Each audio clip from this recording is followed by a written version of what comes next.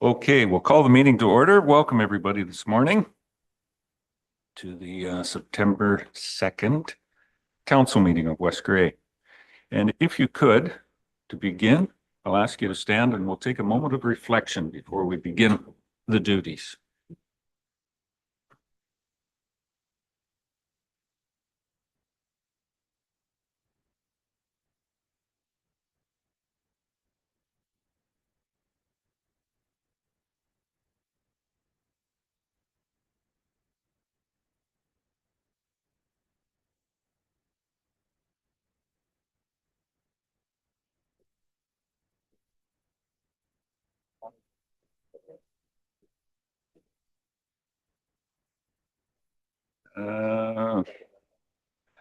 Number 3 on the agenda, declaration of pecuniary interest.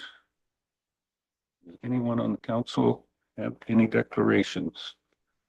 Seeing none, if it does arise, it can be declared at any time, of course.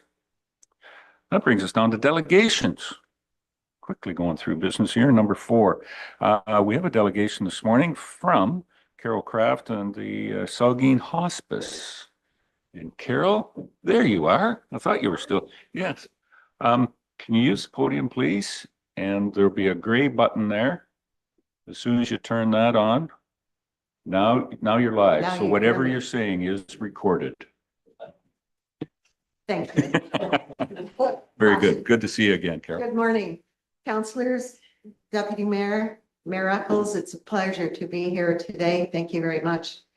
I have the pleasure of being the chair of Saugeen Hospice. And I have been chair for last year, and I have the pleasure of the next year coming up. And it's been very, very productive, and it's been a fantastic year going in past and going forward equally same. For those who don't know me, I'm Carol Craft, and this is my colleague, Professor Charles Bouillon, and Chuck is AKA Chuck, and Chuck is our business manager. Before we begin, I would like to invite each and every one of you to our AGM on the 18th of September at Best Western in Walkerton, and that commences at 6:15. Our vision is simple but profound, a hospice for our whole region, built by all and built for all. The hospice residence will be a place of dignity and comfort, accessible to residents from every county and from every municipality that we serve. Saugeen Hospice will be a 6-bed facility with an additional turnaround bed that can be used if necessary. We believe that compassionate end-of-life care is not just a service, but shared responsibility, something that unites governments, community organizations, and residents in a common purpose.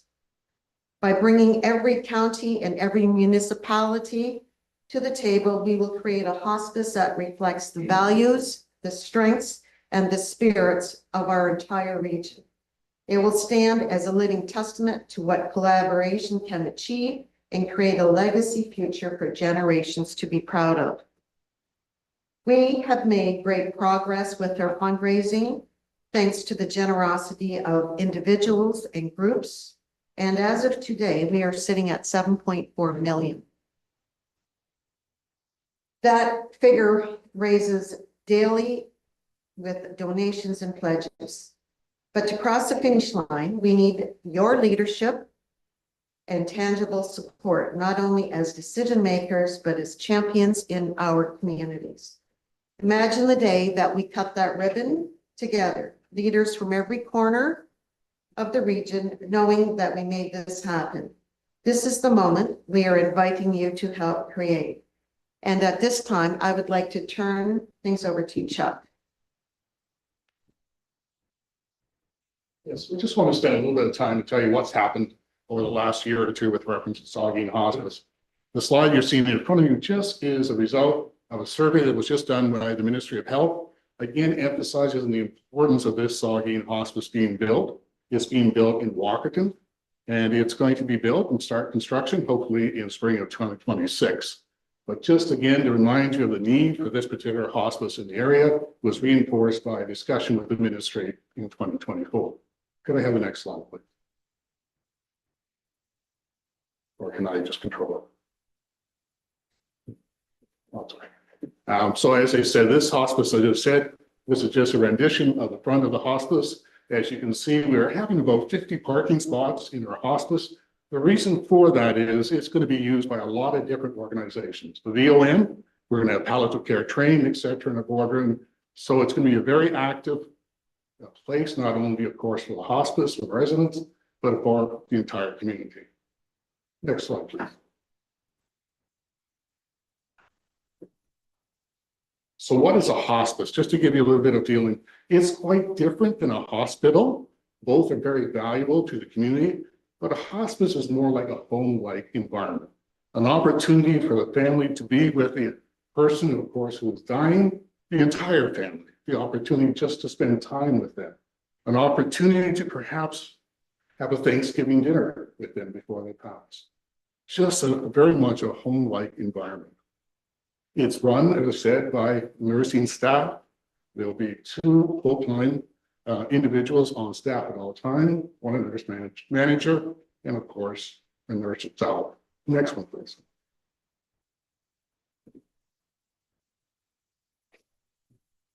And again, next slide, please.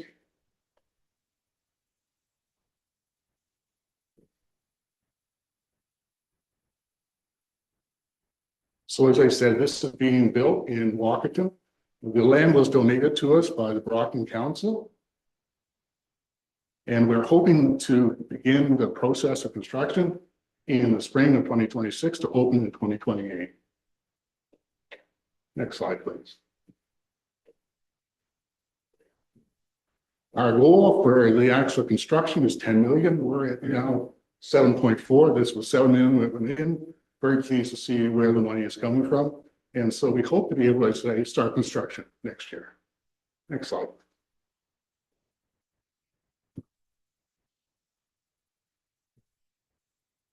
Again, this is just the back of the hospice, just to give you a feeling of where these beds will be in the back of the hospice. The patients or residents will be on cuddle beds. They can be brought out onto that terrace for any other celebrations they want. So that's just to give you a brief understanding of what Saugeen Hospice is. So we keep you updated as to what is happening. Are there any questions?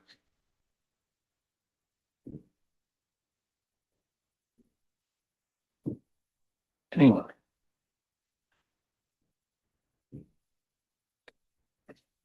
The Saugeen Hospice is more for Southern Grey and Bruce coverage area. I mean, you'll accept from anyone, I take it. But just when I look at that, yes, there's a hospice in Old Sound. But once you get, I would say, I guess, east, the rest of them are, there's one in Port Elgin, one in Kincardine, and one in Walkerton.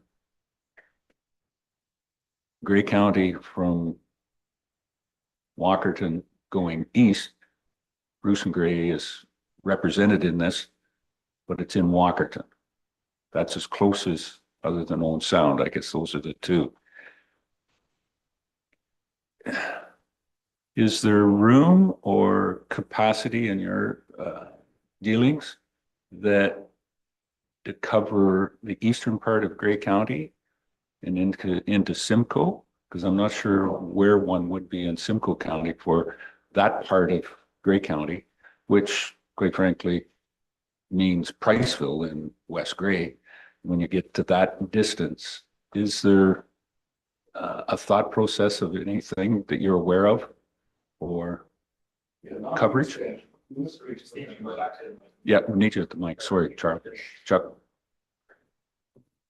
So the ministry, when they looked at it, they said they wanted this located in Bruce County. And as you know, they want it to be closer to home for people who are going to die and be at a hospice. And so we're going to cover a lot of the surrounding areas, all the way down, if I may, into the Minto area, Wingham and across. So that's the intent. At the moment, they believe there is enough beds when this opens to cover us for at least the next 2 to 3 years for this entire area. Okay, yeah, very good. Any other questions? What I can say is the business case or the activities that the Saugeen Hospice has run, from golf tournament to biking, it's kept my calendar filled to get to those as well too.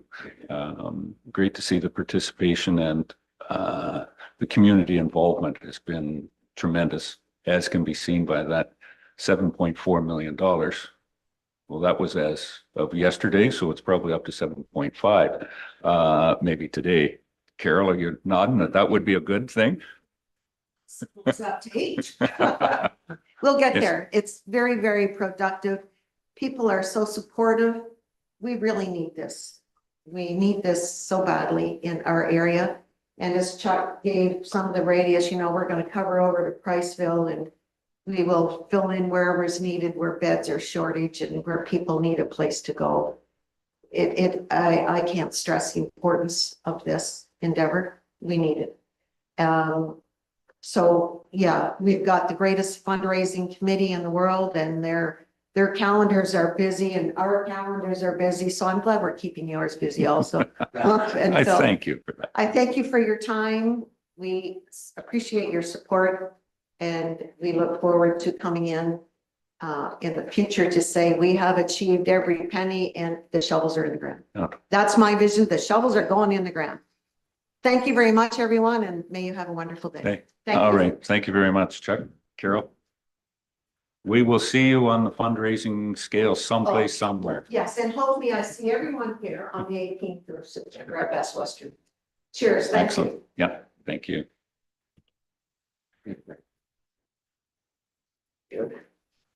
Okay, that brings us down to number 5 on the agenda, public meetings. None that I'm aware of, Jamie. Haven't had any come in. Next would be comment period. We have 10 minutes, 2 minutes for each individual that would like to speak on and anything that's on the agenda today. Anyone have anything? Yes, sir. And I would ask that you go to the podium, please.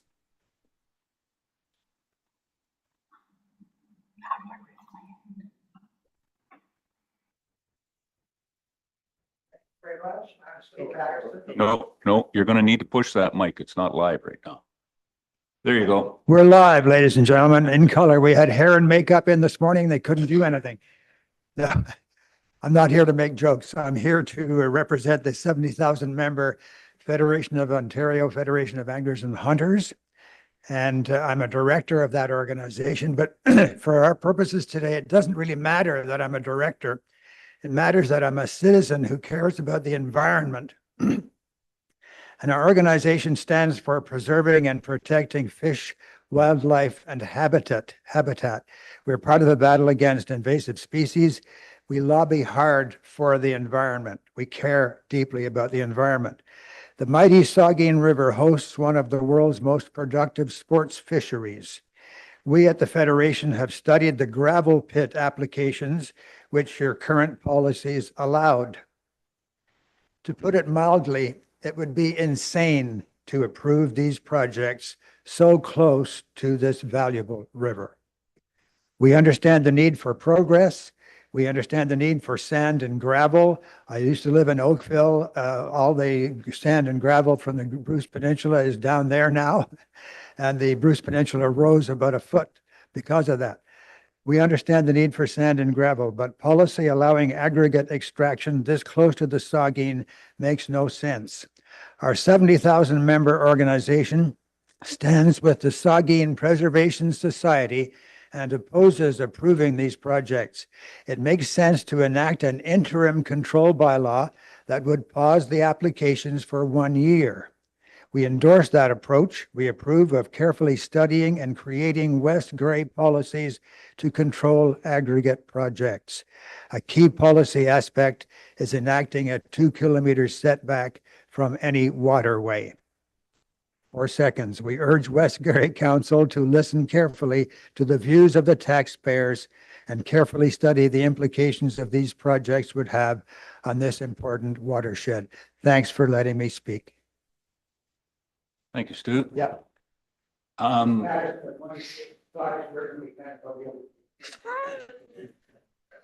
You just didn't want to buy it. I was slightly remiss. We do have probably a few people online, and I'm going to ask Ms. Noble if you can just direct anybody that is joining us online today, and then we'll take a couple of individuals that are online. Ashley?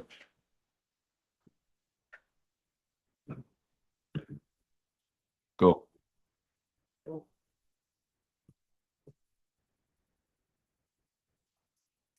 Thank you. And through you, Mayor Eccles, before I begin, at any point, if you get disconnected, you can dial 1-647-558-0588 and enter the ID for this meeting, which is 891-5626-2480. For members of the public, if you require any technical assistance, please send a chat message to West Grey Communications and I will attempt to assist you. And do we have anybody online wishing to speak? Ashley?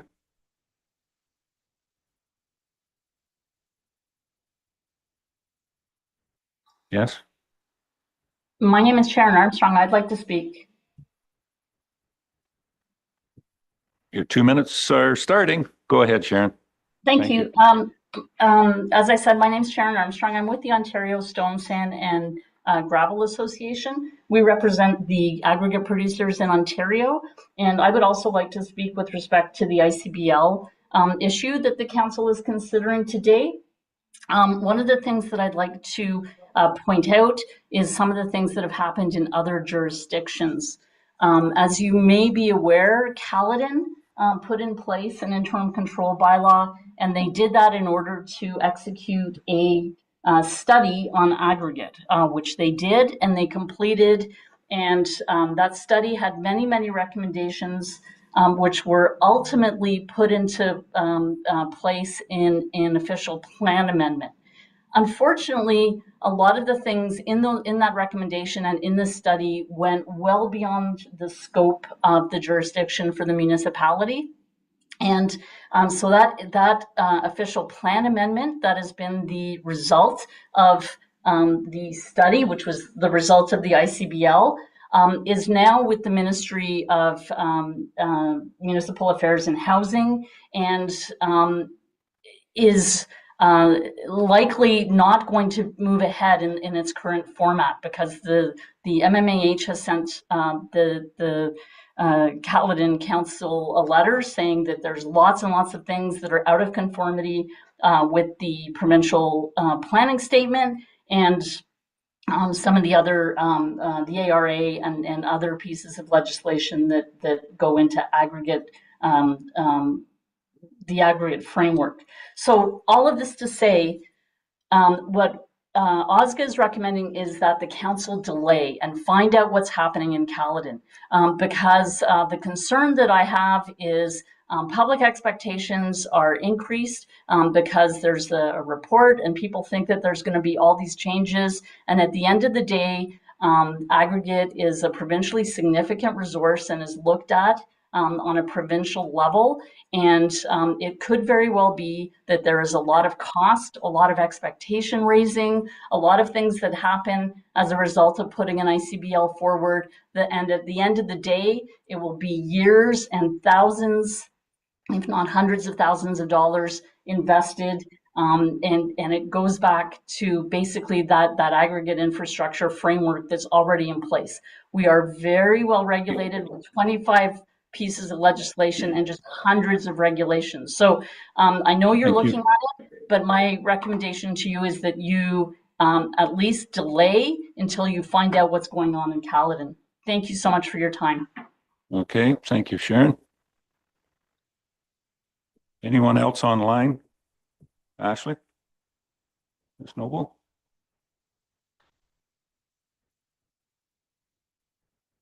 No? Okay. Anyone else in the audience? Judy?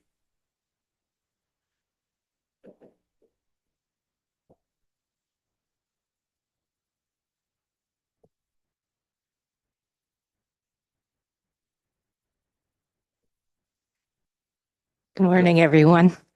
As you know, I'm Judy Smelko from Saugeen Preservation Society and a proud resident in West Gray. I'm here to speak to you about your vote later today. Today, you are going to shape the future for West Gray. By supporting this interim control bylaw, you are choosing to protect our ecosystems, farmlands, and the Saugeen River, not just for us, but for generations to come. This is leadership and foresight, and it's inspiring to see our council taking action before it's too late.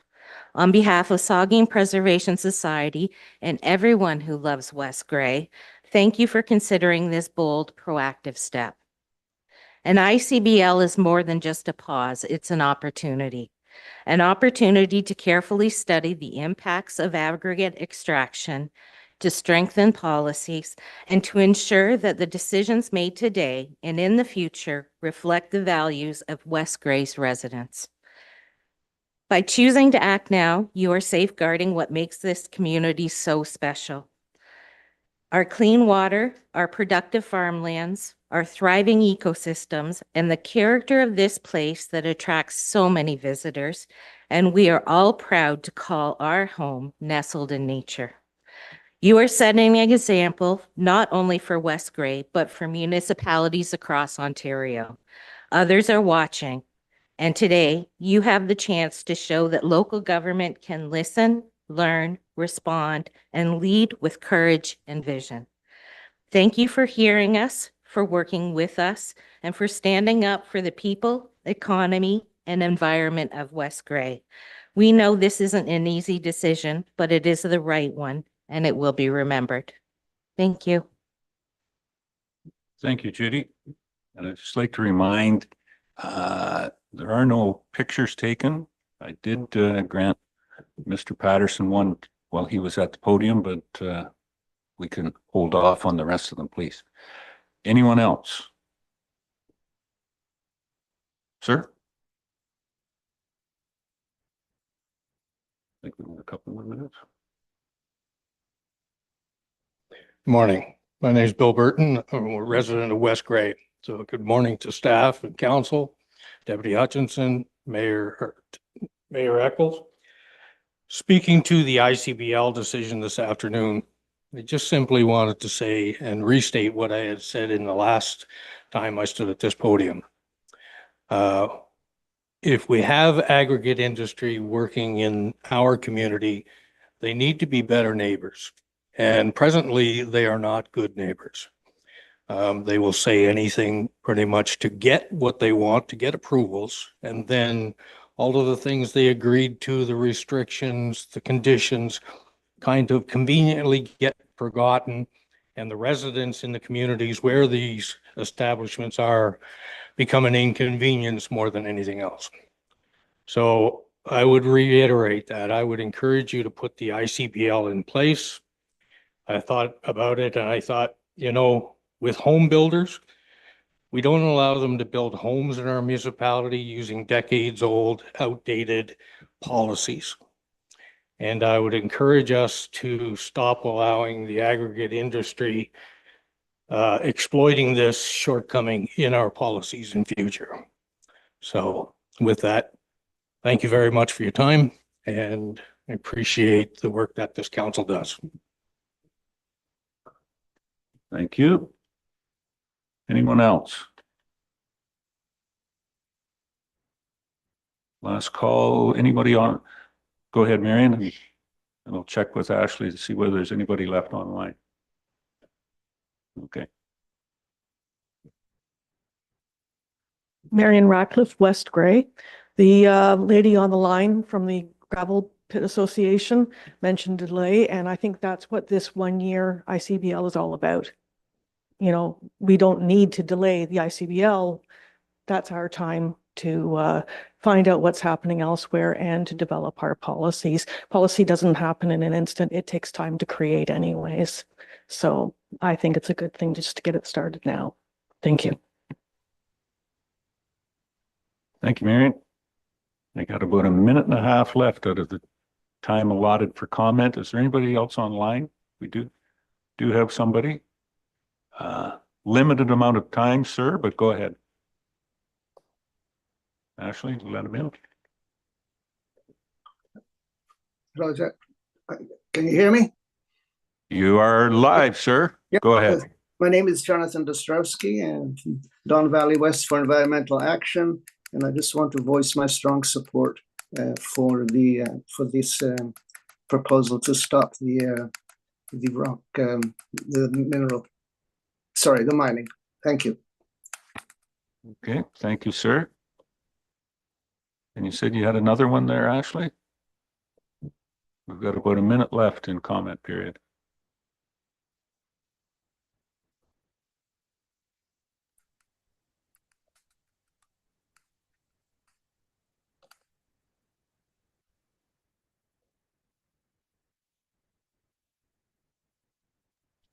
Hello. There you are, ma'am. Oh, hi. My name is Claudia Espíndola, and I don't live in West Gray. I live in Guelph, near, I'm sorry, my English is not very good, but I'm near a place where they do the gravel and similar to the project here.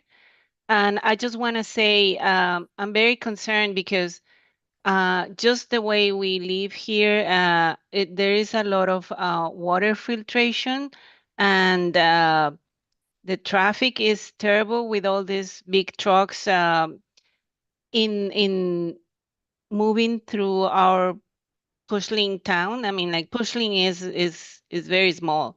We're near Guelph, and so that's why all these gravel pits and all that is a concern to me because I see firsthand how the region is deteriorating. I mean, all the forest is gone, the trees are gone. They dig more and more and more and more, and it is a problem with the noise, with the traffic.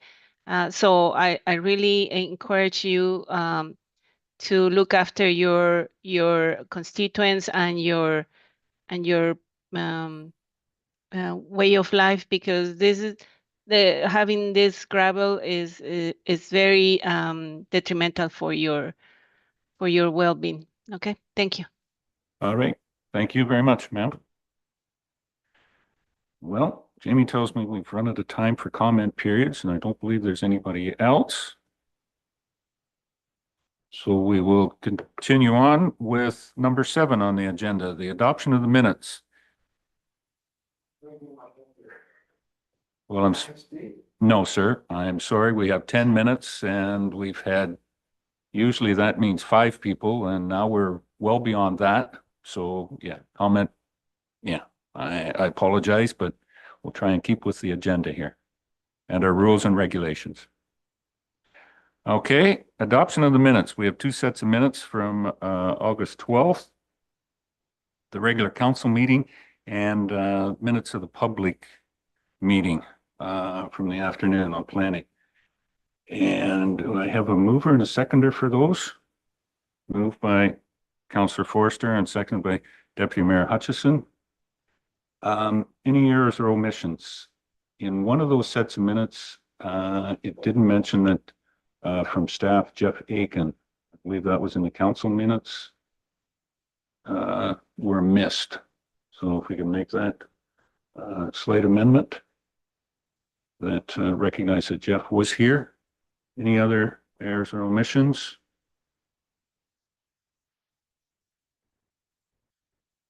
Then as amended, I'll ask all those in favor of moving. Any opposed? That's carried. Okay, thank you.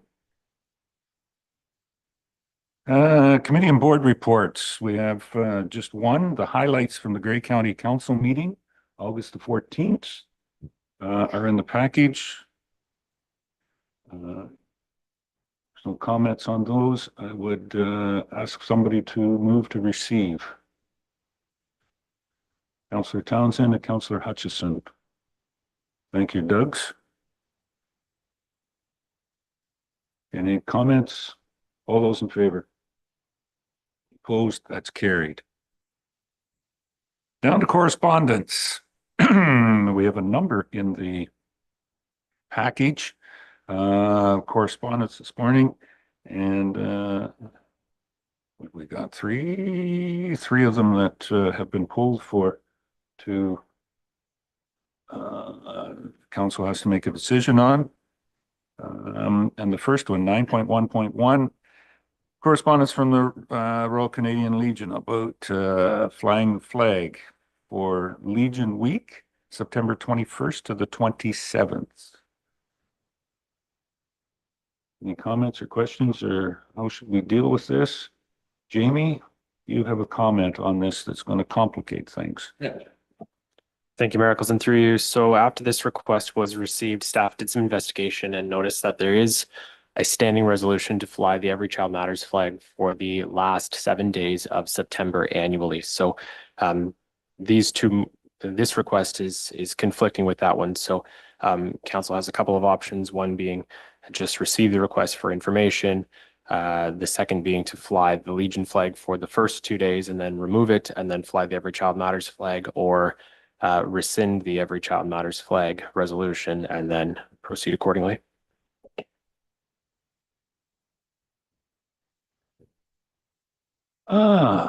Yes. Bit of a, I know that Jamie and staff are working on a flag policy. And that won't be coming forward for another couple of weeks at least, Jamie. So what's the thoughts, Councillor, or sorry, Deputy Mayor? Thank you, Mayor Eccles. Well, I would suggest that instead of going through all this work while we are working on the flag policy, that we do not rescind the Every Matters or Child Matters. I'd leave that one in place and we just put this on for 2 days to get through this. And by the time we come around this next year, we should have the flag policy well wrote out, and then we can actually accommodate all the needs that keep coming at us. So I would recommend 2 days. So you're moving that. Seconder, Doug? Do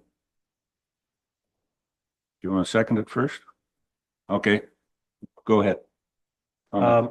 So I believe the Legion one is sort of a long-standing one that's we've done for a number of years. My suggestion would be, why don't we fly the Legion flag from the 21st to 27th and get back to the organization regarding Every Child Matters and ask them if it'd be okay if we fly it a week later. So they each get a chance. I'm not sure the significance of that week, whether it'd be a problem to postpone theirs and let them know that we're working on a flag policy and maybe clear it up in the future. But right now, just it's a way of accommodating and not putting pressure on staff to have to get everything done. And then we have a short timeline in turn to make this happen. So that would be my suggestion. Thanks. You're complicating things more. I think you made I think you were looking at an amendment there to your motion that you seconded, but before I accept anything of that, Jamie, comment. Through Miracles to council, the only way to accommodate that would be to rescind the Every Child Matters standing resolution that exists currently.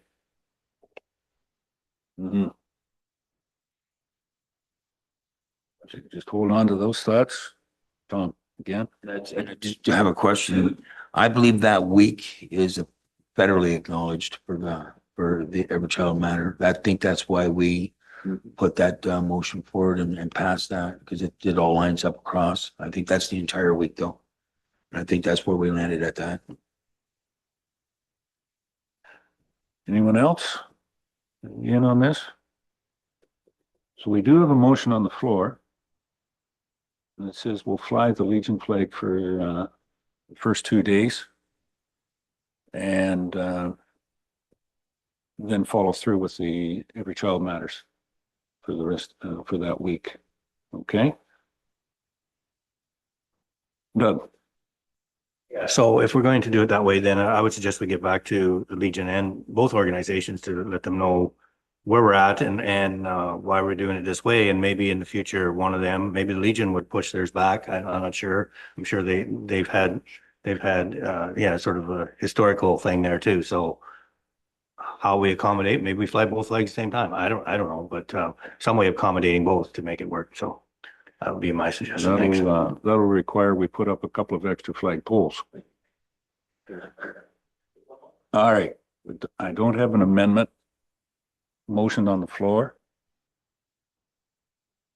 2 days with the Legion flag and then continue with our standing policy on the Every Child Matters. All right. I'm going to call the vote on that. All those in favor? Any opposed? Okay, that's carried. And yes, staff will let both organizations know why there's a slight variance. Correspondence from the West Grey Public Library. Request to recognize October 19th and 25 of 2025 as Ontario Library Week. How do we want to deal with this?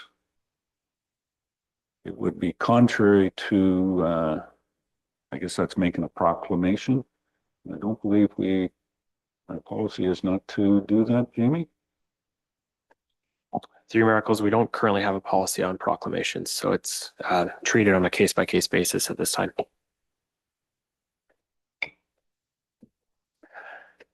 With that information, how do you want to deal with this? Scott? Councillor Forstner? Well, I'll move that we recommend that council recognizes October 19th to 25th, 2025 as Ontario Library Week. Since there's no flag, there shouldn't be a problem.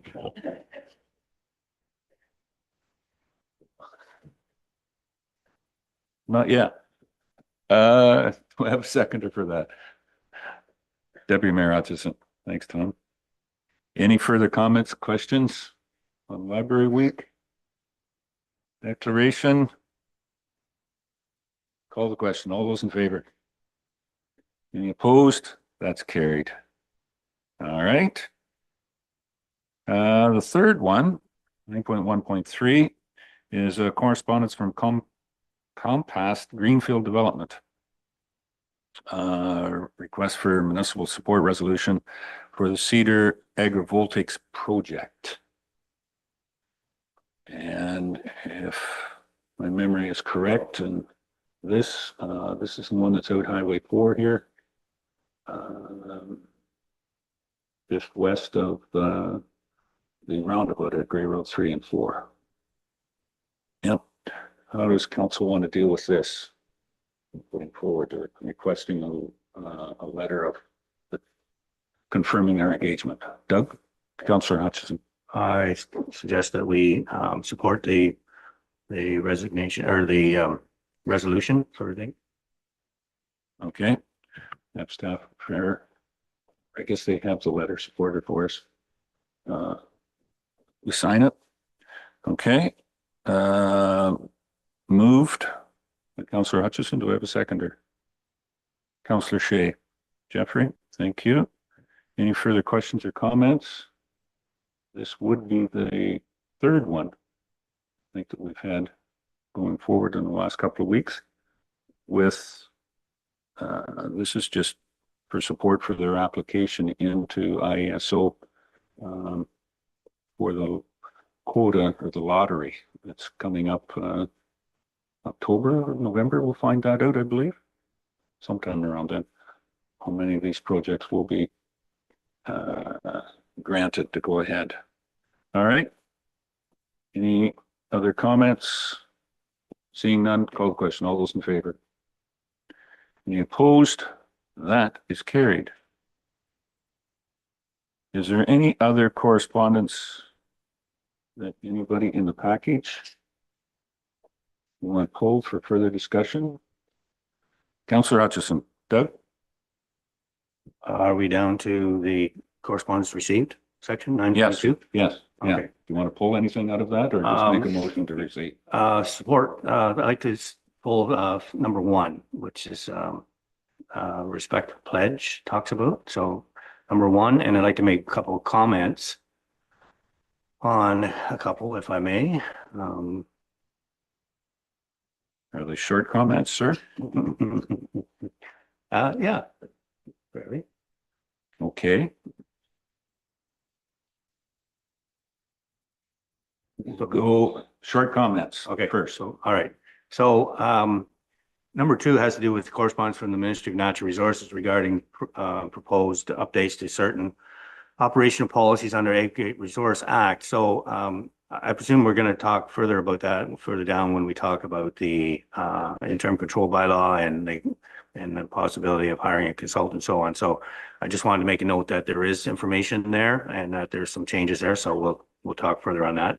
The other one I just wanted to make note of was the letter from the Saugeen Valley Conservation Authority clarifying their the need and the purpose of putting a fence up at the upper dam in the Durham Conservation Area. And they just want to let people know that there is information there, and I think that's been well versed, and there is a need. I know there's going to be a presentation made to Conservation Authority later this month from a group that are against the fence. But I think it's there's some good information out there to support it. So just wanted to make note of those two. And the other one has to do with the first one regarding the which I'd like to support. And let me just get my notes here. And it has to do with showing respect to the democracy and the democratic process, and that there seems to be somewhat of a dissolution of democratic discourse and respectful debate in local government and government in general, I feel. So I just like to support that that the St. Catharines City Council has put out a resolution to say that we need to support government and the will of government, and that yeah, just showing respect in general. As we know, there has been some issues in the last few years regarding that. So there is a pledge in there also, talks about the elected respect pledge. And maybe can I just share just some of that, maybe, Mayor, if we get time? Always have time, sir. Yep. So it talks about it's be resolved that the St. Catharines Council supports the elect respect pledge and treat others with respect in all spaces, public, private, and online. Reject and call out harassment, abuse, and personal attacks. Focus debate on ideas and policies, not personal attacks. Build a supportive culture where people of all backgrounds feel safe to run for and hold office. Call on relevant authorities to ensure the protection of elected officials who face abuse or threats, and model integrity and respect by holding one another to the highest standards of conduct, and so on. So just to reaffirm where we're at these days. So I'd like to support that. Thank you. Very good. Move to support, and it's not for us to sign the pledge because that's an individual, I think, request in that. So it's just to support St. Catharines with their resolution that they have. Okay. Clear. Do we have a seconder for that? Councillor Noon. Joyce, thank you. Any further discussion on that one? Doug? Councillor Townsend. The only thing that I would add, because it talks about elected officials and everything, is there also needs to be more respect for municipal staff also, as we all know too well can happen in our own community. So we need to get that message home too. Bring some civility back into it. Okay. Let's move and seconded. Any other comments on that? Call the question. All those in favor? Any opposed? That's carried. Thank you. And yes, further to yours, Councillor Hutchison, www.electrespect.ca is where you can find that online campaign. And if you wanted to sign that, show some support for getting us back onto being a civilized world. Okay. That leaves the 2, 3, 4, 5, 6, 7, 8, and 9 in the correspondence package we received. We have a mover. Moved by Councillor Forster, second by Councillor Shay. To receive the rest of the correspondence for information. And I will call the question. All those in favor? Any opposed? That's carried. Thank you. Okay. That brings us down to staff reports. And Mr. Smith has come in. Manager of Planning and Development to support Mr. Shipwreck, or you're going to delegate this off to David? Good answer. Yep. Thanks, Carl. The first one is an update on the West Grey official plan for settlement areas of Durham and Newstead on those policies. David, your report, 10.1.1. Mr. Mayor, Council, since the presentation of the West Grey official plan for Durham and Newstead, and remind Ray Pearson, so on and so forth, that the official plan is just for those two settlement areas. It does not cover the countryside, rural areas, former townships of Bentic, Normandy, or Glenelg. This is only for Newstead and Durham. We had the last time we talked about this was in January 2024. We have modified the draft policies and associated schedules since that time. Considering the number of modifications that we have advertised for 2 public open houses to go over the modifications and the plan in general, again, with the public, since we've been at this for a while. And we have also tentatively scheduled a public meeting for council's consideration of the of a final draft of the official plan for later in the year, although that date hasn't been advertised. That will be subject to our reviews and comments and so on and so forth as we go forward in the next couple of months. But as I said, we have looked at timing and so on and so forth to schedule a tentative meeting. There have been a number of previous reports provided to council. This process has been ongoing since 2020. Members of council in various stages and all the rest of it, they're somewhat well aware of where we come from over the last couple of years. And as I mentioned, only for the settlement areas in Durham and Newstead, the remainder of lands outside those areas are covered by the County of Grey official plan, not the municipality of West Grey official plan. Where is the latest draft provided? We have already notified to the local newspapers the open houses that are coming up. That is in September 11th and the 9th. One meeting here in Durham in this facility and in Newstead at the community center overall. But the documents that we're referring to are available on the current projects page of the West Grey website, and it includes the document itself and a number of different maps that go along with that document. Some of the modifications we've had to make since January of last year, changes to the provincial policy statement. We're just making sure that we're up to date on it. We're making sure that we're also up to date on various changes to the Ontario Planning Act that have been going on. The new version is certainly similar in structure, but of course, changes in policy doesn't mean the same changes in structure. Overall, parts of the OP have been reorganized, updated, and clarified to better align with both the county and the provincial policy.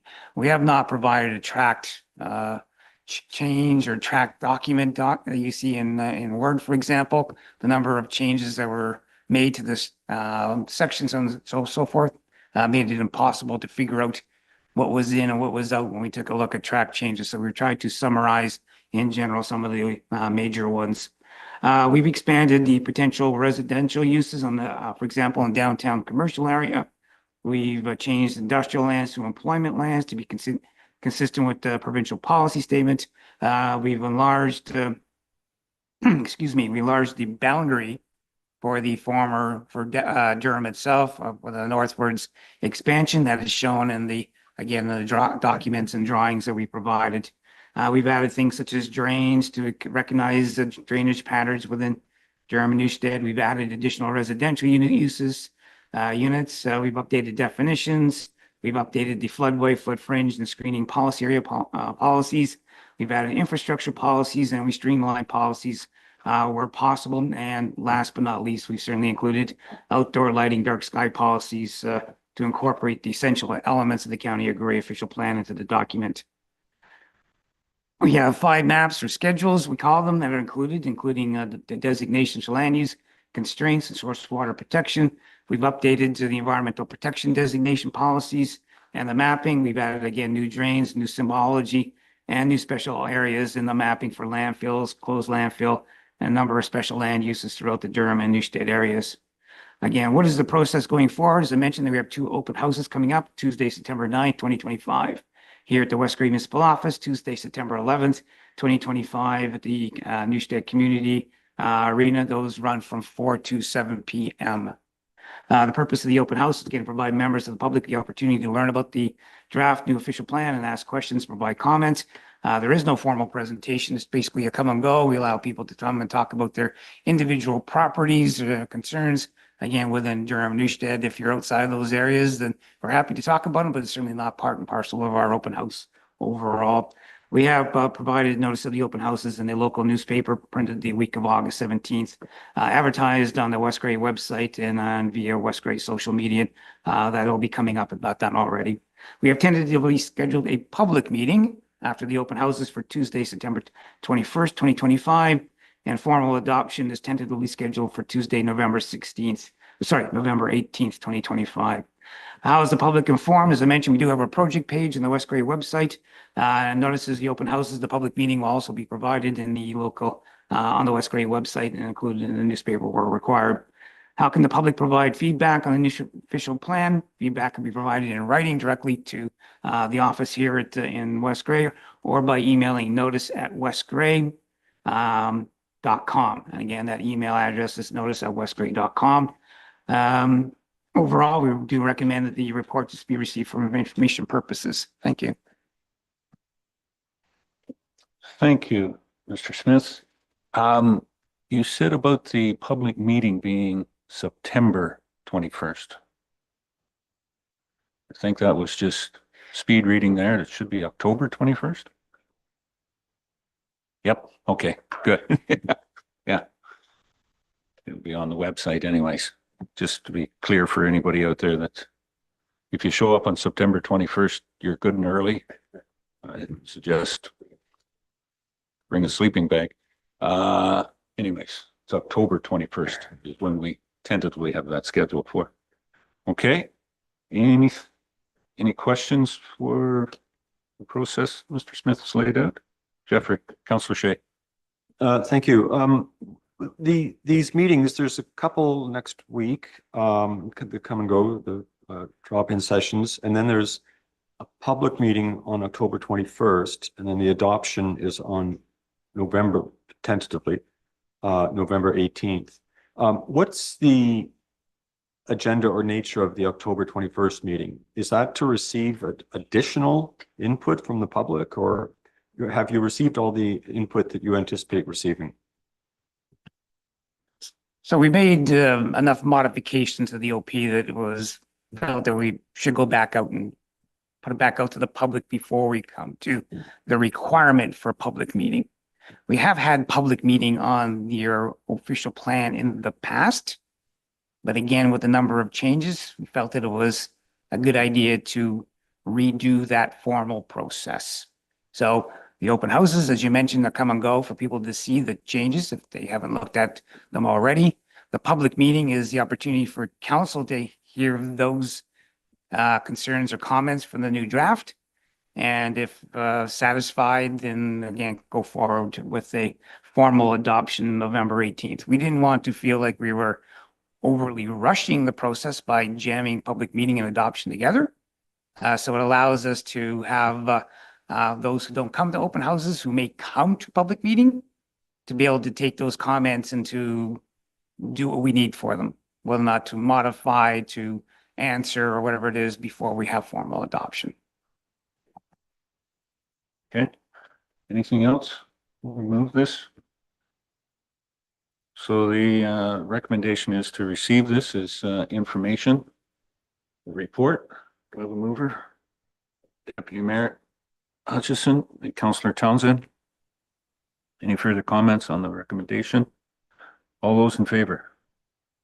Any opposed? That is carried. Okay. Thank you, David. our environmental officer on circular materials transition to carts. Nicole is here. Thank you for joining us. I don't know who else is on. Here we go. Can we hear me?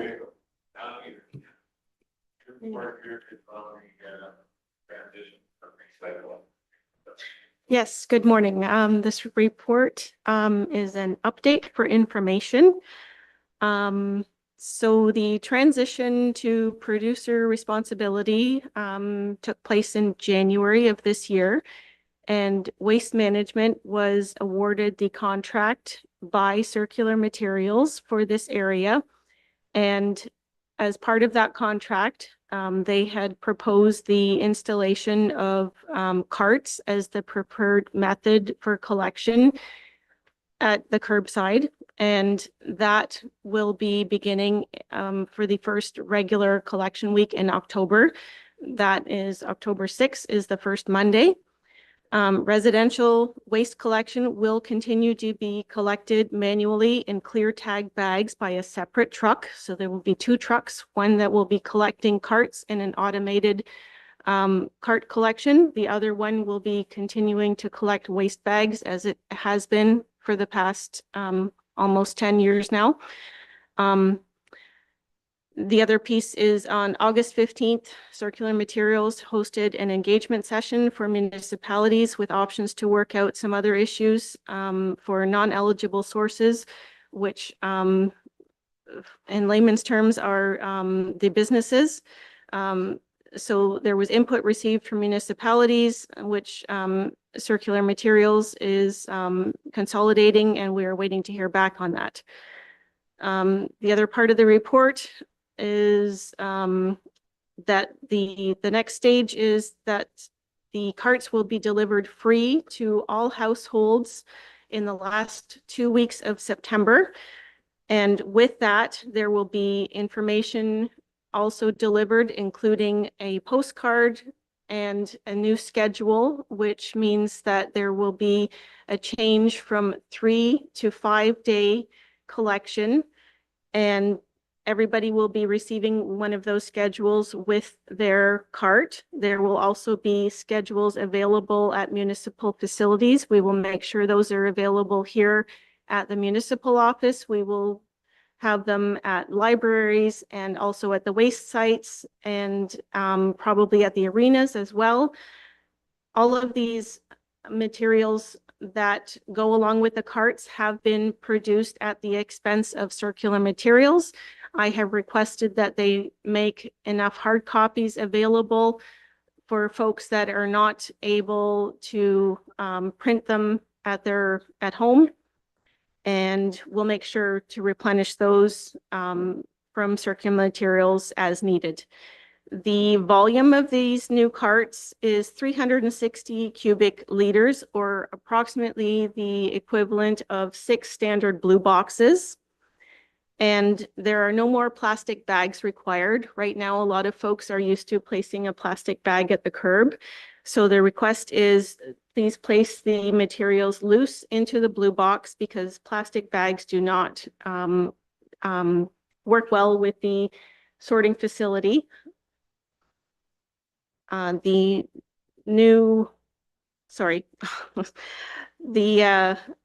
concerns with the carts or pickup program, there is contact information provided in the materials provided by Circular Materials to please contact Circular Materials directly, not the municipality, although we will be available to direct folks to that information.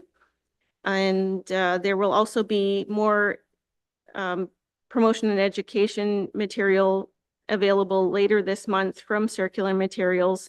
And in 2026, also an app will be available that will be hosted by Circular Materials. And any of that information the municipality will be sharing as soon as it is available.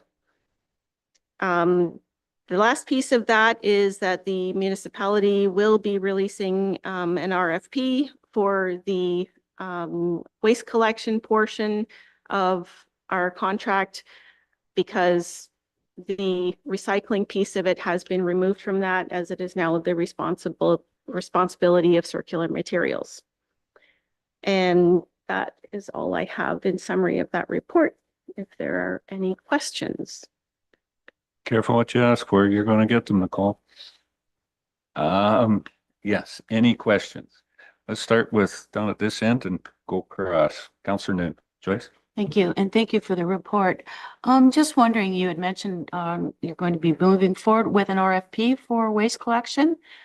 I thought maybe we as council were going to meet with staff regarding options for waste collection, and I don't know if we're getting ahead of ourselves calling now for an RFP. I'm just looking at the costs involved with that before we really know where we're going with it. Yes, that will still be going on. Today's discussion is just really on the circular materials and that. The waste management, that's outside, and yeah, that's still to be determined going forward, Joyce. Me bad, always getting off topic. No. The other thing, Go ahead. and maybe this is maybe off topic as well, but I'm concerned about our institutional, our commercial, and our industrial recycling.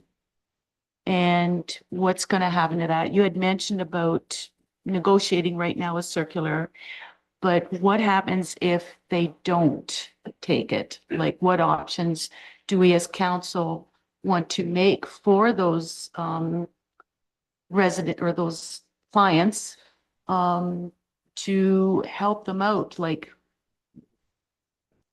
am I getting off topic again? Yeah, Okay, kind of slightly. just yeah. concerned about those people. I'm gonna let Nicole do a clarification on the commercial industrial pickups. Nicole? So thank you for the question, a very important one. When I went through our data, we do have quite a small percentage of what I consider to be industrial, commercial, institutional, and I did justify that to Circular Materials. The option is that the municipality pay for that, or that the charges be charged back. Many municipalities are challenging that to Circular Materials because the container that the producers have is the same no matter where you dispose of it.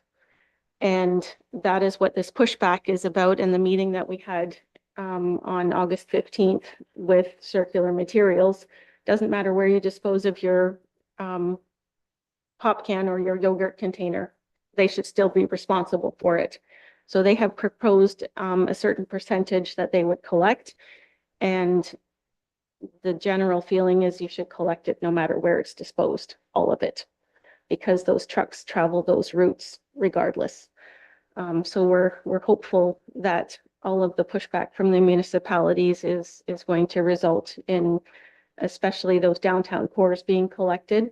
Like I said, in West Grey, that percentage is quite small, so I'm very hopeful that it will result in most of ours being collected. And as soon as I have more information on that, I will provide an update on it. Okay, thanks, Joyce. Jeff, next. So just a quick clarification. You said that there was going to be duplicate services running for several months with both the people able to put out the old blue boxes or bags and or use these new bins? What's going to happen is on October 6th, only carts will be used to collect recycling. So folks can no longer place out a bag or a box. So any boxes that folks have, you're free to repurpose those for whatever you want.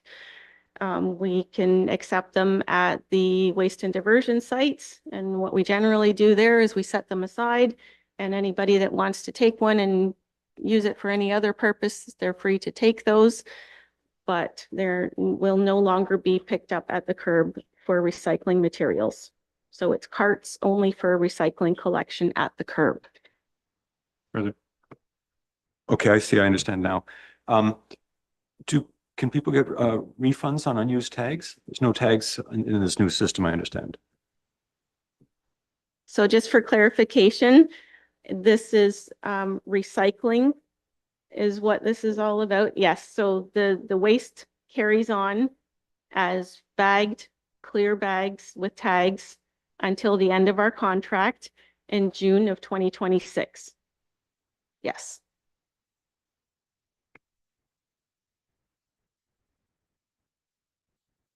And I'll just say on the old blue box, you couldn't put it in the blue cart and recycle it that way because those blue boxes aren't recyclable. That is correct. That is the greatest irony of the program. So I thought I just put that one. Yes. Anyways. Sorry, a little humor there. Scott. Okay, thank you. I noticed that your collection zone legend, you have 5 zones now, and people will be getting their recyclables picked up on different dates.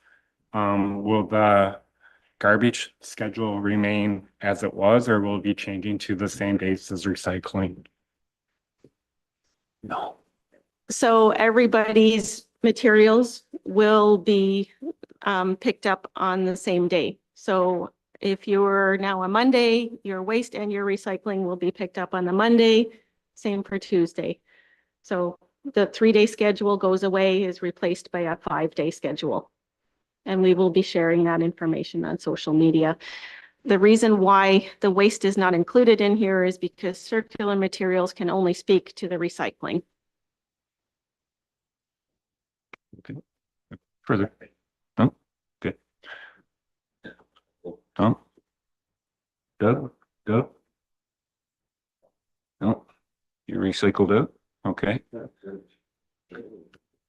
Joyce, further. Go ahead. Thank you. In your report, you mentioned about in the financial and operational implications, keeping it at the existing, and it's mentioning waste.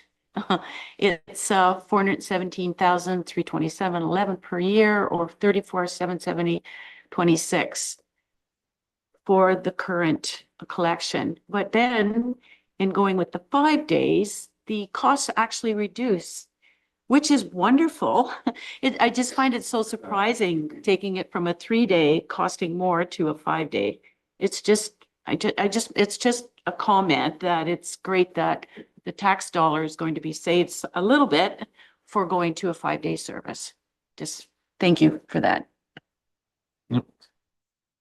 Carrie, you want to comment on that money? Yeah, just they're able to find efficiencies because they are already doing a 5-day collection in those different zones. So the company itself can find efficiencies and therefore pass along the savings. Okay.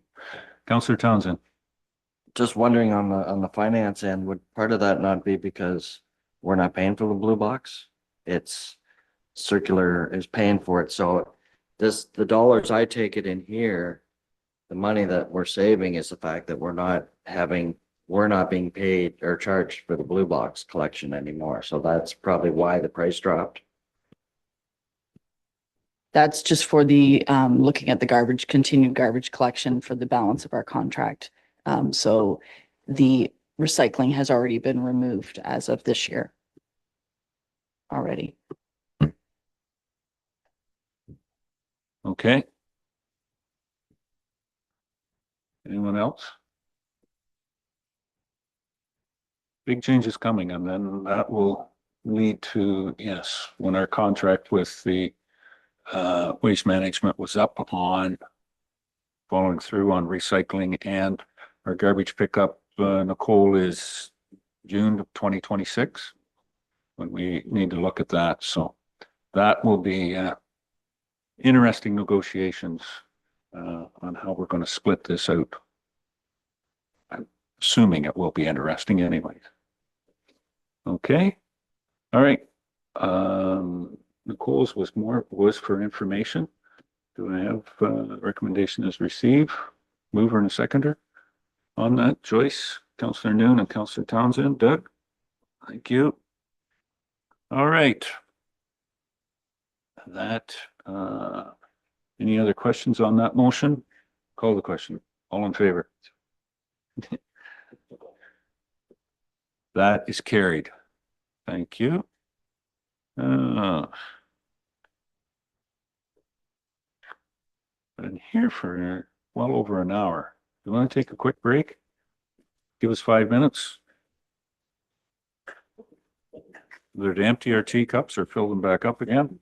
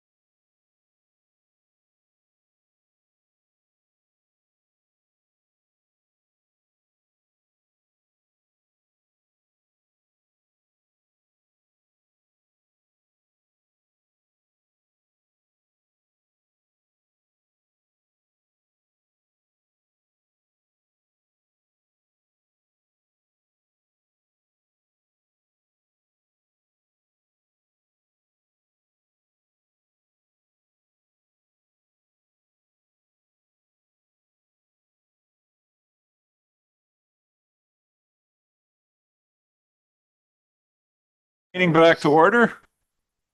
Thank you, everybody. And Ashley, can you give an update on anybody online? We good? Anybody wants to join us? Go ahead. You're telling me to go ahead? Okay, I'm good. Thank you. All right, 10.3 on the agenda, Director of Infrastructure and Public Works, traffic calming. This is coming from previous. Go ahead. Jeff, welcome. Good morning. Back in November 2023, Councillor Shea did do a motion regarding traffic calming. We have been it's been a slow process, but we've been weeding through a fair bit of material. As you can see from the report, it's not as straightforward as simply traffic calming. The report did grow to discuss, at a high level at least, traffic control, automated speed enforcement, pedestrian crossovers, and community safety zones. But today's report is focusing primarily on traffic calming. So there's a recommendation in front of mayor and council to request the mayor to consider the following traffic calming pilot projects to be included in the 2026 budget. The first one is a seasonal inline flexible sign on Durham Road East and a seasonal speed bump on Louisa Street in Eaton, and for the replacement of the speed display boards. Part C of that, it's important. We've had the speed display boards for a while. They're showing their age.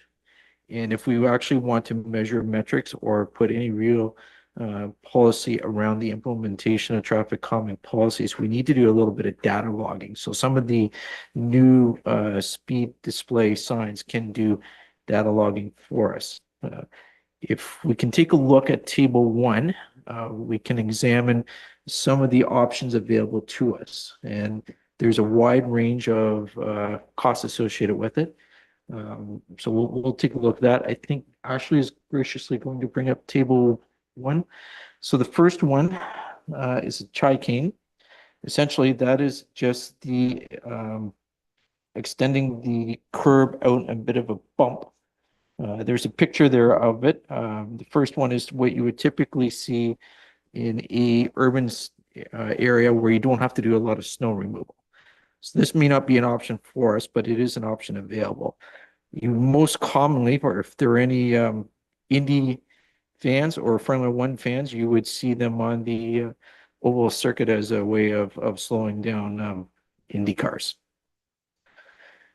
The second option we took a look at was essentially curb extensions. So the caissons are typically in the middle of the intersection. This is, or in the middle of a street section, whereas the extensions are done at an intersection to narrow the roadway to slow down vehicles and to give a shorter pedestrian crossing. There is such a thing as median islands. You'll see these in larger urban areas. City of Owen Sound and Collingwood have several of them. They can be hardscape, or you can incorporate trees and shrubs and environmental options into that. The next one is a roundabout. So we have a picture here of the Grey Road 3 and Grey Road 4 roundabout. No, it was not a West Grey project, but we were involved, and it actually creates a scenario where essentially you're only making right-hand turns, and it is large enough for tractor trailer and large farm equipment to move through the intersection. And the intent on that is to eliminate left-hand turns while keeping some movement of traffic at a speed.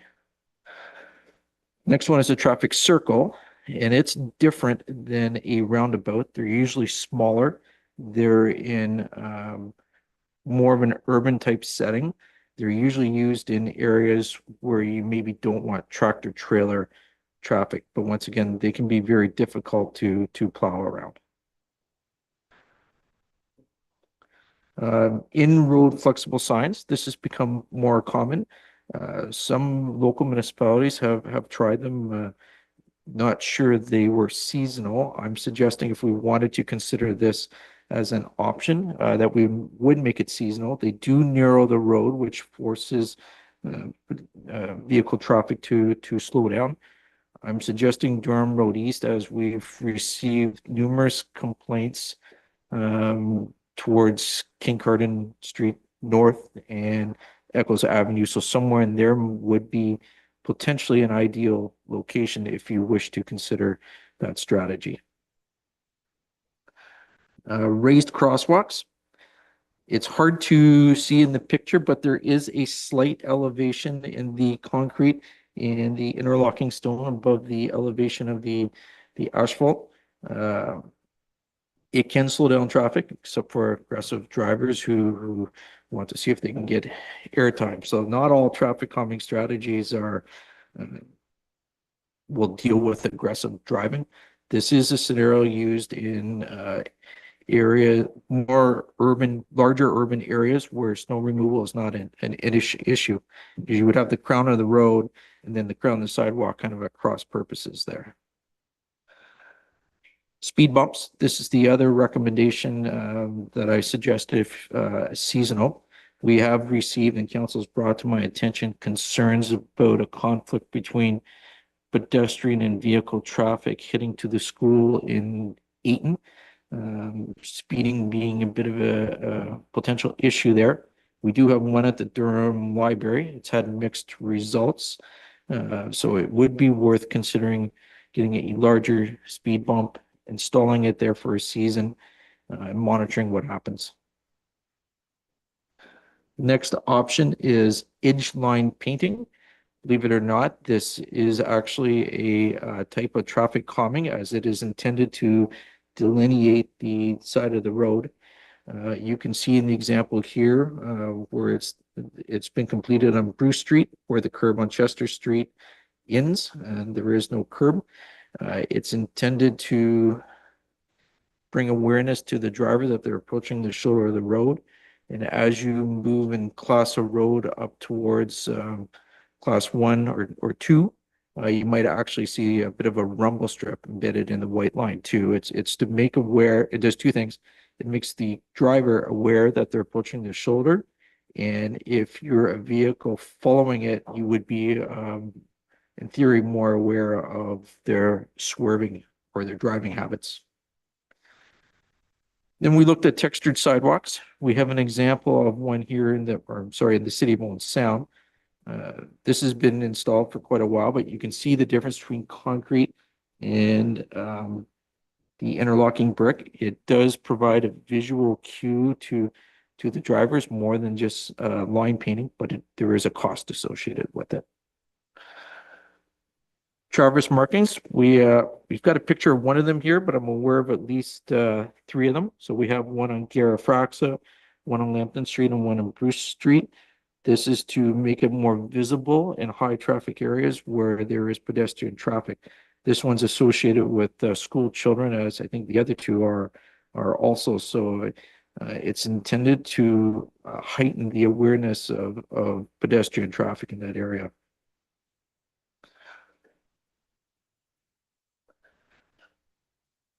Signalized pedestrian crossings. We've got a couple things happening here.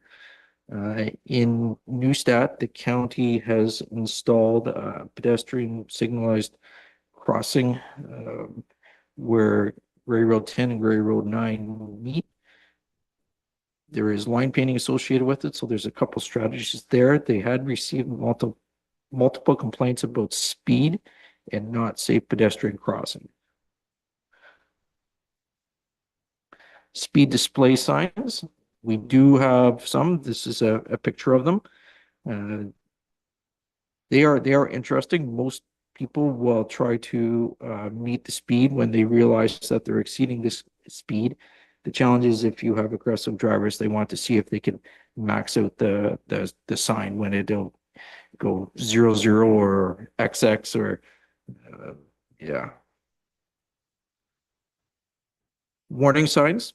This has been in play for an awful long time. This is probably the province's initial attempt at traffic calming, although it probably wasn't called that back in the day. But I remember very early in my career, we've always had warning signs of some description. There's an example of one there in Newstat highlighting the bridge.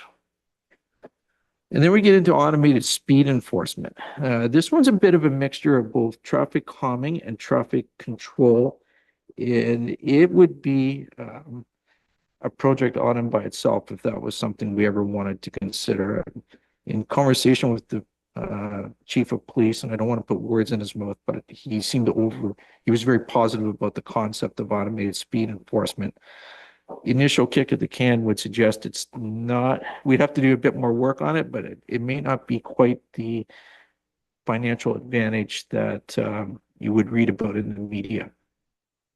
But there's a picture of what it would typically look like. Community safety zones. When I started my career, they were always part of what's called Book 5 in the Ontario Traffic Manual, but it was vague on when you would implement them. So one thing we're going to do, we have an updated Book 5, and it speaks more specifically now to schools, hospital, retirement home, anywhere you would expect a bit more vulnerable pedestrian traffic. So in a separate report, we'll be updating our community safety zones because they are a bit of a mixture of traffic calming and traffic control at the same time. And that, I believe, is table 1 in a summary. Thank you, Jeff. Welcome. Very intense. Working on that. Any questions before we entertain the options? Joyce, Councillor Noon first. Oh, thank you. And thank you for the report. Lots of calming or traffic calming that can be done.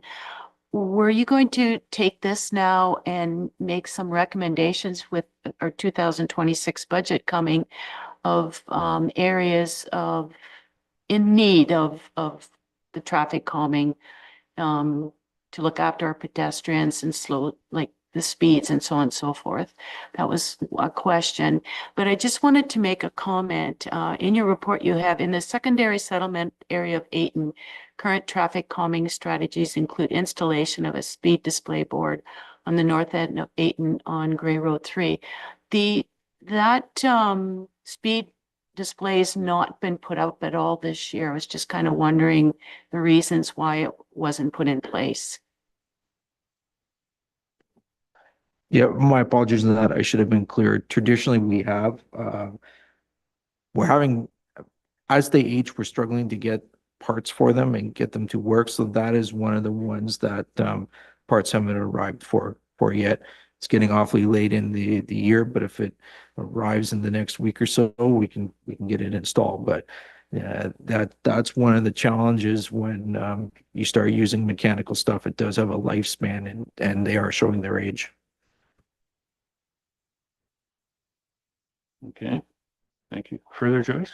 Go ahead. Just for clarification, again, were you going to look at preparing a report on strategies of calming, traffic calming for budget purposes? Yes, thank you for that. In this report and the recommendation itself, we've recommended 3 considerations for the mayor. The first one was a seasonal inline flexible sign for Durham Road East and a seasonal speed bump on Louisa Street in Ayton in replacement of the existing speed display boards. And then there would be 2 follow-up reports, one regarding the pedestrian crossing and a second one regarding community safety zones. Further? I guess I just didn't see numbers with it, like kind of costs. That was my only objection, like, or not objection, but concern to show what costs we're looking at for those installations. Yes, we will flush out those costs. Okay. Jeffrey? Councillor Shea. Yes, thanks for this report and these ideas. I have a number of sort of detailed questions. When with the seasonal speed bumps, I assume those are like the ones they have at the library, which are the plastic things that just get sort of nailed into the asphalt. Is that right? There are various grades of speed bumps you can purchase. There is that style. There is a harder one that's much more firm. And if it was in an area where there would be heavy use by emergency vehicles, there is a bit of a foam-based one, which would be even softer. So I would suggest something slightly firmer than what we have currently at the Durham Library, but it would look and function similar to that would be my expectation. And why would you consider the speed bumps and the in-road signs to be seasonal when I see other communities seem to be able to use them year-round? It is a pilot project and our concern is with snow removal. So if we could get them installed for 1 year and try to gather some empirical evidence to their effectiveness, and if we decide to move on from the pilot project to permanent, that would be one of the considerations. I assume the construction of speed bumps, if they're actual, I think there's another word, speed hump, which is a more gentle thing. That's correct. And Yeah, hump is another word. That's probably easier for snowplows to navigate, and they also seem more permanent. One of my concerns is, like we saw over here in Hanover when they put in the inline speed sticky thing, inline road sign, that some drivers sort of started playing a sport with them and just to see how quickly they could demolish them. And Grey County replaced them a few times and then just gave up.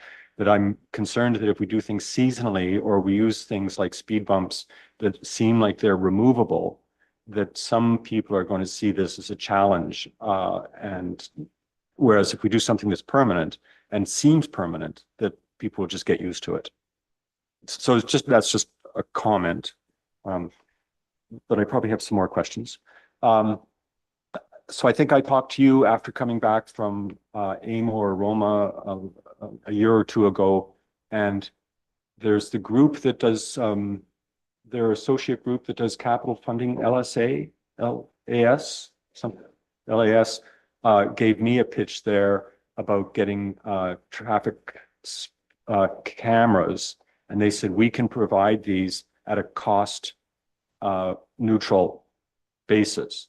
Now, I don't know if they knew how small our municipalities, our urban areas were. But is there, have you had any discussions with people who provide that as, on a cost neutral basis? I've only spoken to 2 municipalities that have actually installed them to try to gauge the level of complexity of going about it. So no, I have not spoken to LAS directly. I was focused a bit more on the actual operational aspect of it. But cameras are beyond the scope of this report. That would be a separate issue to address on its own. Okay, I just liked the cost neutral phrase. You mentioned that the community safety zones were originally somewhat hazy in their definition within the manual. And I've noticed different interpretations applied in neighboring municipalities. We have them near our schools. But I've noticed that if you drive through Grey Highlands, every hamlet and every community there seems to be a community safety zone. As you drive into Priceville, Ceylon, Flushton, they all are community safety zones. So I was just wondering, could we not just designate our urban areas and our smaller hamlets as community safety zones like they do? That's partially why I wanted to do community safety zones as a separate report.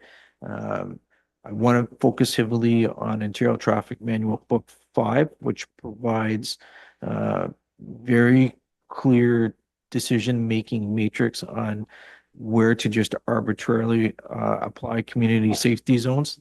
The challenge is when you do it arbitrarily, if you overdo it, they can be ignored and not create the awareness that you were originally hoping for. So when we come back with the community safety zone report, we'll try to discuss that point. We'll flush that out as best we can. Okay, looking forward to these upcoming reports. I think you also discussed at a previous meeting the idea of just lowering the speed limit within our urban areas. Will that be part of the community safety zone analysis? It could be. But like just reducing the speed by itself is not traffic calming, that's traffic control, because you're changing, you're not physically doing something to slow the driver down. You're providing just direction off to one side, and you're trying to control right away in traffic movement. So speeding by itself isn't calming, it's control. So we have to distinguish the difference there. Now, if you want to do traffic control, that's something we could consider. I guess I always took the three principles of reducing speed as being education, engineering, and enforcement, and that the three have to be combined to cause a change within your community. Enforcement being, the use of policing, engineering being physical changes, and education being things like putting up signs, the flashing the speed signs, the things that sort of make us more aware of the fact that we are speeding and more sensitive to the needs of non-drivers, possibly. So I'll just finally say that, share with you a comment that I think I already shared with you before, and that's that a resident on a street near the school in Durham, I forget if it was Kincardine or Elgin, said that they're just as close to the school as people who live on Sadler Street. Sadler is a community safety zone as you approach the school from that direction. But if you're approaching the school from Kincardine or Elgin, it's not a community safety zone. And they just thought that rather than have one strip along Sadler's community safety zone for whatever it is, 500 yards or something, that it should be a circle around the school, and that all of the streets which are approaching the schools should be designated as community safety zones. So that's a comment I heard from a resident. I'll share that with you and leave it with you for consideration. But thanks for all your work on this matter. Jeffrey, nice. Doug. Councillor Hutchison. Yeah, I do have some comments. Maybe there's a question or two in here, I'm not sure, but just regarding your report, and I agree that anything we can do to calm traffic, to slow prevent speeding and whatnot is beneficial. So under your recommendations, it talks about the seasonal inline flexible signs on Durham Road East. I agree that it's something we can try. Obviously, the area you picked has to do with the curb, because if there is no curb and you put these seasonal signs up, they're just going to go on the gravel shoulder to get around, not slow down. And that's what happens when you go further east on Durham Road East, because there is no curb as you approach the top of the hill. Hopefully someday that will be urbanized, which I keep telling people that when we urbanize that, there'll be a sidewalk, and then we can get people off the road, because right now there is a graded sidewalk marked on the south side of the road, which really I know that you talk about it as a calming method. I think in some ways that people see that as, okay, they're not walking on the road now, so I can go faster. Because if that wasn't there, they would be walking on the edge of the road. So we do have some issues with that, with speed up on top of the hill. And the other thing that will come out of this, if in that section, if we're talking about doing it from Garifraxa to Kincardine Street, that I think we'll have to put up some no parking signs, because we have people who park on the street there on a very regular basis. And if you have someone parked on the street and you have one of these boulders that they have to go between that and the car, and sometimes it's right at the end of Eccles Avenue, which is another issue, there's going to be accidents. So that's something to keep in mind, that we might have to look at no parking signs. The other thing I wanted to mention was the further down you talk about, mentioned about the edge line painting. That's what I was referring to. The other one was having to do with downtown on the Garifraxa crosswalk at Sadler. right now it is painted and whatnot, it becomes a little bit confusing because I see sometimes people will come to that crosswalk now, and I know it's painted more. I mean, it's always been there and it's always been a very busy intersection. That some people will stop because they see these white lines and it looks like a crosswalk. So some people will stop. While people on the one side of the traffic might stop, but the people on the other side are saying, well, there's no light, so why am I stopping? And then people start to walk across. So we have a bit of an issue there, and I know we've looked into possibly putting a light there, and I hope that we continue to pursue that because I think that's the answer. Mount Forest has them, Arthur has them, that if we have a crosswalk and you have a light, then there's no question. When that light's flashing, you stop. So I think that's an area that we need to pursue, and I think the sooner the better, because I think we're going to end up with an accident there if it continues to be people crossing, thinking that it's an automatic crosswalk. As soon as you step on that line, the car is going to stop, and that's not the case. So that's one that I have a concern with, and hopefully we'll continue to pursue that. The last one I want to mention about the signalized pedestrian crossing, or no, sorry, signalized signs, these flashing speed signs. We have some. We used to have one of the going into Durham here, which was great, but then it disappeared. I don't know if somebody stole it or what happened, but it disappeared. The one up on top of Durham Road East on coming up the hill doesn't work. It hasn't worked for some time. And so if we have these signs, we have to make sure, I think we could use more of them because I think they're important. Even the ones with the flashing light that goes with the sign, like as you go down through into the Greyhounds and some of their villages, they have flashing lights. And so, you know, when you're going through that area that it's caution, right? And beware. So I think the idea is good. I do like the idea, even getting into the camera end of it where we have cameras, but maybe that'll come in time. And one other comment I just want to make is we talk about traffic calming and traffic control, stop signs work. I know I have people approach me all the time up on Durham Road East, say, why don't we have stop signs? Because people see it as a bypass, but officially now it's more residential. It is bypass. So I think as we maybe develop our new housing project up there, maybe that'll become something for discussion in the future. So, but anyways, thank you for all your work on this, and I think we're going in the right direction, but it's not easy for sure. Thank you. Any other comments? Doug, Councillor Townsend. Thank you. And yeah, everybody's pretty well covered everything, but to Councillor Hutchinson's point, the signalized pedestrian crossings, I know we have talked about those in the past. Our big issue's always been MTO approval and all those other good things you have to do and to get through. But as you say, you know, North Wellington seems to do it and they work with the MTO. And now Grey County's put one in Newstead. It's a county road, so they, you know, they kind of run the show there. So they put one in. But I think they're probably maybe coming down in price, and maybe we should start entertaining again. There's a few spots in Durham. I know we talked at Sadler Street and Garrett Fraxa there where that intersection is. And I think the next big intersection, well, there's actually two. There's top of the hill with the kids crossing over to the Catholic school from the new subdivision. And then another hot spot, I think, in Durham is going to be at the South Street corner in Garrett Fraxa, the Tim Hortons corner. Once construction's all done there in a couple of years and get Rockwood up and operational, that's going to be more of a busier hub of a corner also. So those are some corners that we could look at. And also to Councillor Hutchinson's comment, Durham Road East is turning into a bypass. I travel it a couple times a day when we're out and about driving around, and it's amazing the amount of traffic and the speed. And now delivery trucks, transport trucks, all that are starting to use it and then come out on the second out by Eckert. So it's getting busier. So anything we can do to inconvenience them might slow things down. Thanks.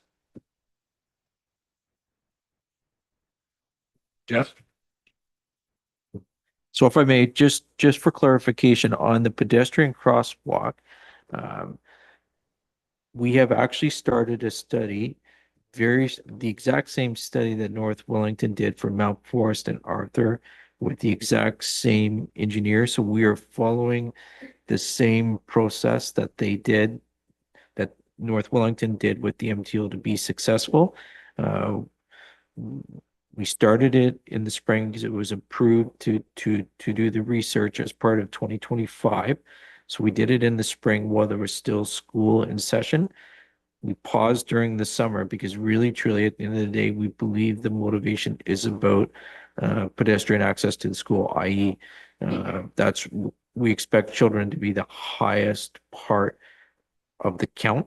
So we've started the study up again, effective today, and we expect this fall to be coming back to you with a report identifying the need for a pedestrian crossing and what process or what level of service that should look like.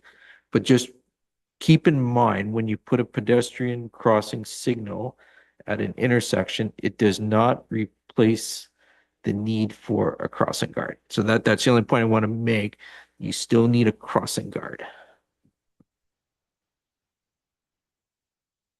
Michelle, Madam CEO. Thank you. And if I may just add, and Director Aitken and I have had a lot of conversations. He's put a lot of work into this. There are a number of options that are there. And I think the recommendation for some pilot projects this time are to look at some empirical data. The other thing is establishing criteria moving forward on where stop signs need to go, where we want certain types of measures. And Councillor Shea, you mentioned, somebody mentioned, well, why not this road and that road? And the challenge is we do it in one locale and then somebody in another community goes, well, I think my street needs to have this as well. And without sounding like a bureaucrat, but clearly I am, if you choose one and not the other, then you run the risk, well, if something happens, well, what was your criteria for assessing putting them here versus there? So we want to do a very clear understanding, not unlike what we did with the bridge prioritization, where there's a matrix that council can look at and staff can recommend based on A, B, and C. This is why this type of measure makes sense moving forward. So we're trying to be fairly strategic and make sure we've thought of all of the nuances of that decision-making matrix. Hey, Miracles, I just got a quick question. What is just talking about the speed display signs, like, I think some of the ones that are in are only 3, tops 4 years old. What's the life expectancy of those? Seems like that technology is really quickly dates itself.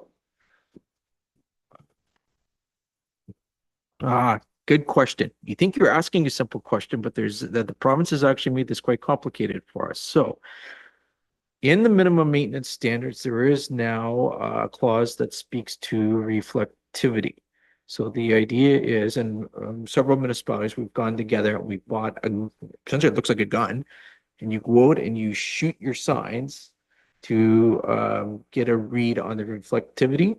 And there's a standard in the minimum maintenance standards that says if your reflectivity is above the score, you're fine. If you're below this number, it needs to be replaced. So we've tried to be strategic when we're ordering signs to pick, I call it an engineering grade, a certain gauge of steel and a certain amount of paint to try to buy us as much time as possible.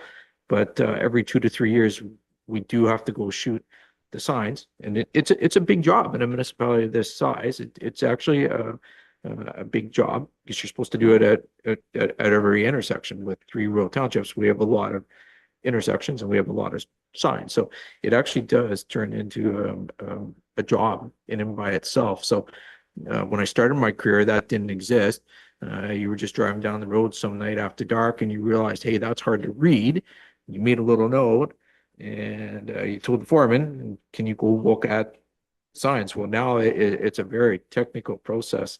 The province has actually gone one step further. They haven't actually made it a minimum maintenance standard yet, but I've noticed when they do their line painting, they're now actually checking the reflectivity on their line painting. So once again, when I started my career, it was an oil-based paint. It's now a water-based paint that the first time we do snow removal. it's gone. So, yeah, it's not a simple answer, but that's the answer. Again, I appreciate that. And so the digital signs, that's what I'm reading, speed display signs. So that, let's talk about that for that one there. No, I appreciate that other one because that's good to know. What are these things? Are they 3? Are they 5? Are they 1 year? Because like, I don't understand how quickly these ones, like let's use the one in 8, for example. It's only like max 4 years old and it's obsolete or it's not working. Yeah, so these ones were a lower grade one to start with, although they did come at a cost. So the life expectancy on them is 5, right? And we're struggling with them. The ones that if we opt to replace them, we need to go one step further with them so that they actually data log, so that when we try to analyze the impact of various traffic calming strategies, we actually have some data to work from. They're slightly more expensive, but they have a better longer lifespan, have a higher expectation for a longer lifespan. So sorry about answering the wrong question there at first, but signs are, yeah, there's lots to it. And no, I do like that. The other response anyways, this was always in the back of my mind, but that's, I appreciate that information. So I know when we did this, because this is from the old, last term when we had that traffic calming working group, but that was one of the ones. And I think we did start with a base, and I agree with what you're saying, but I know consideration was looking at the enhanced models, which will do these other functions that you're talking about. So we will look at that come budget time.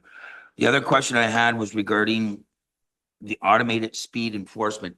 I believe that with those way those work is it's a prevention because it's a ticket on your license, which goes to the province because it's provincially collected. And I believe our portion, you won't get 100% return on that, which we are all well aware of. So what are they going to do if we were to go with something like that? What's our return on that investment? You know, yes, we're going to ticket people, but how much are we going to collect back on the investment on that? What we get back? 10, 15% tops of the actual ticket. And that's an issue to me. So unless the province is going to turn around and increase our return, but that's not a matter before us to talk about, obviously. So that's an interesting question. Automated speed enforcement is beyond the scope of this project, but I can tell you I've talked to 2 local municipalities that have installed it.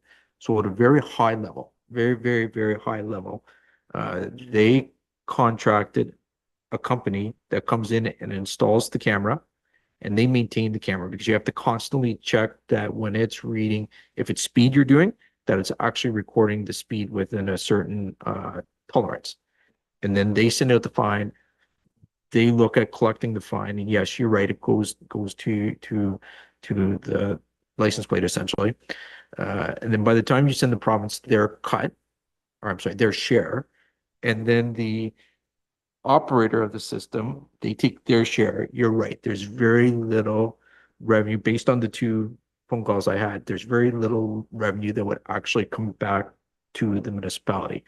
The province gets a big share of it, and then the operator gets a fair share of it too.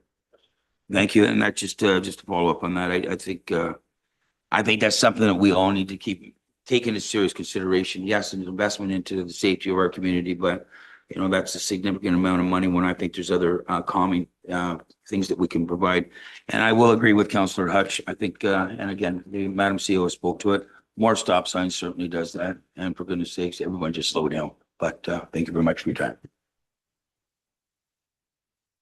Joyce, Councillor Nick. This is more just for clarification regarding Deputy Mayor Hutchinson's with the cameras and the money's going to the province. I believe it goes all to the municipality. Unfortunately, my husband and I got dinged in Drayton, and on the ticket or what we received, it was going directly to the municipality. I can't see how the province is involved, or the province would be enforcing it on all Ontario. So I just for clarification, I believe it strictly goes to the municipality. No, it's a little off track there, but you're exactly right. We should do a little more investigation on that. Wellington County is probably the lead in our area on it right at the present moment. And right now, I will say if our municipal police force here puts in a speeding ticket on a municipal road, that comes, the majority of that, there's a slight court cost, but the vast majority of that fine comes back to the municipality. And I think it's the same way with photo radar too. The company that operates the system takes a slight cut, and the municipality, in this case being Wellington County, not Minto and or Mapleton or whoever in Wellington, because they are operated on a Wellington County police force at that point in time. Anyways, just another one to look at. Anything else, Jeff? Councillor Shea. Two little points. One, Mayor, you may recall, I know you were at the meeting with me, and I forget who else. I think Doug, you may have been there as well, at Roma last year with the MTO, where they told us the good news that we had been approved for a signalized crossing on Garapraxa Street at South Street, which surprised me because I didn't know that South Street was our top priority. But I don't know if you recall that announcement. So I don't know what that's all about, if that was something that the consultant initiated. But the other comment I wanted to make was to Michelle, CAO Harris, about what happens if somebody on this street wants it and somebody on this street doesn't want. I did look up how the City of Toronto handles things like speed bumps, and they have a request form on their website. If you want a speed bump on your street, you fill out a form on the website, you make the argumentation, you pitch it, it gets approved or not approved, but it's like they don't take a comprehensive view and say, where should all the speed bumps go? They do it in response to citizen requests. And so the corollary of that is we look at the number of streets that have citizens who have put up, please reduce your speed, children at play, around the hospital, the street that ends at the beer store. I forget what that street's called. So citizens are saying, we want our neighborhood to have slower traffic. And not all streets are doing that, but some streets are really experiencing that. So. Okay, thank you. Michelle? Thank you. And I think that's a great way, but there still needs to be some criteria. Just because I put up my hand and I might be the only one on a dead end circle doesn't. So we've got to have that matrix. There's also cost implications on this and operational implications that we need to think about as well. So this is, and all I'm saying is these are great discussions and I think it's critically important. We just want a solid foundation and an understanding of how we want to move forward because it is a complex issue. Okay. Mr. Townsend, anything new? One parting comment, I guess, and to Councillor Hutchinson and to Deputy Mayor, talk about more stop signs. And how they would maybe help. You need to get out and drive more in rural West Grey and see how much they don't work. That's all I'll say. And the only thing I'm going to add to that is the county on where two county roads connect just to the west of us here, between here and just west of Allen Park. Stop signs were removed for a reason, because they didn't work. Now, snow removal on roundabouts, small roundabouts, are a bit of a problem. But, yeah. Councillor Shea, your point. It's education, but how do you make that education sink in to some of those drivers? We'd love to be 100%, but that's why we have incidences. They're never accidents. Those are incidents created by some drivers. Okay.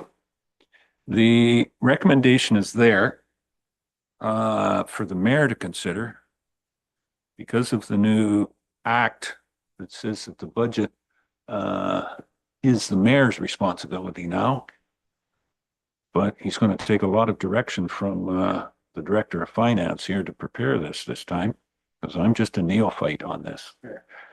That's why it's in there, just for everybody's understanding and clarity. The municipal act as amended, that the budgets coming forward will be under and be presented by the mayor. And that's not a choice. That's what you do. So anybody that's thinking in 2026 to sign up to be mayor, yeah, you're responsible for the budget going forward. That's part of the job description. Whew. Anyways. Yeah, I'll transfer the chair there over to you, yeah, Deputy Mayor. Yeah. Anyways, that is why this recommendation is coming forward the way it is. The recommendation is there. We've had a very good discussion.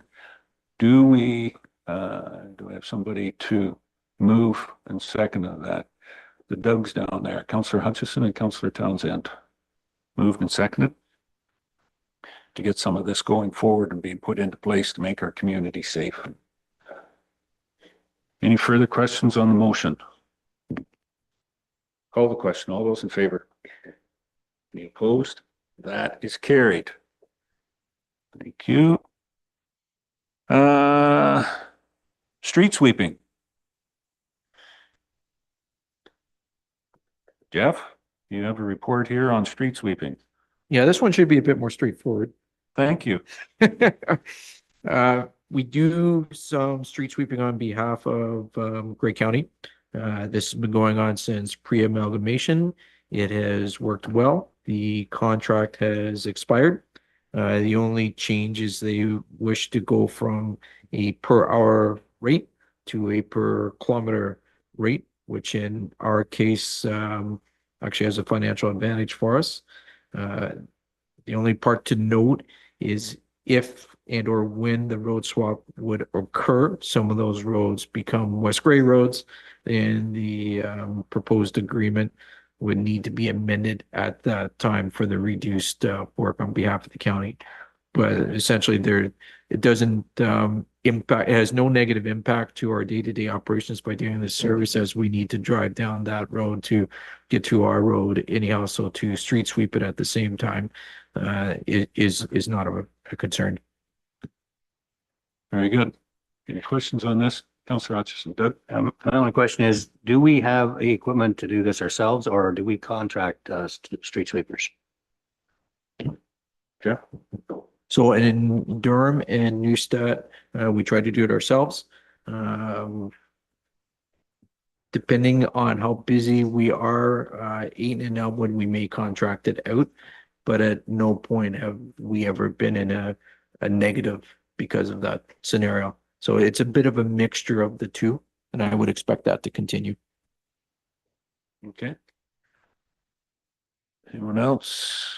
The recommendation is there, pretty straightforward. As you said, it was on a per kilometer basis, but really it's on a per meter for the kilometers that we have. Just to be clear. Okay, anybody want to move that recommendation? Councillor Noon, seconder, Councillor Shea. That we renew the agreement with Grey County on street sweeping. Any other questions, comments? Call the question. All those in favor? Any opposed? That's carried. Thank you. Director of Community and Development Services. Carl. Thank you for being here, Mr. Shipwreck. West Grey subdivision update. 10.4.2. Sorry. 10.4.1 would be the subdivision agreement. Sorry about that, Carl. Go ahead. Your Yes, report. thank you, through you, Mayor. So in Ontario, as described in the report, as council is aware, we are working at developing a subdivision here in the property behind the new West Grey Police Station. We are ready to submit the full application to Grey County. The only small issue that we're dealing with right now is that, and part of the requirement to register the subdivision, assuming it's all approved through the county, it has to be registered on land that is deemed to be land titles absolute. So part of that requirement for land titles absolute, in general, what happens is the survey is completed, which is attached to the application here. It identifies any items that would be on abutting lands, also would delineate exactly where the proposed land is. A copy of that survey is sent to all neighboring property owners along with a letter. And then they would be provided the opportunity to dispute that survey or that land location. If there is a dispute, then that would be dealt with individually between legal representatives, but hopefully there would be no disputes. And then that land would be deemed land titles absolute. So that means that the neighboring properties agree where the line is supposed to be, and everybody's sort of in agreement with it, and there's no objection. So then that property could be registered as land titles absolute. So part of that process has been completed. The survey has been done. It's attached there for reference. We've determined that there are 8 properties surrounding the municipal land that have encroachments, fences, clothesline poles, shed. There's one property with a shed. One property has a little bit of a bridge structure on it that's on municipal property. So prior to sending the letter out from our legal representative with a copy of the survey, staff is proposing to send letters to those 7 or 8 those 8 individual properties, providing them with information, again, similar information in regards to the land titles absolute and the copy of the survey, and that they would be required to remove those encroachments or move them onto their property. And we would specify a specific date that they would have to be completed by. If it was not done within that time frame, or if they dispute the location of the land, the survey,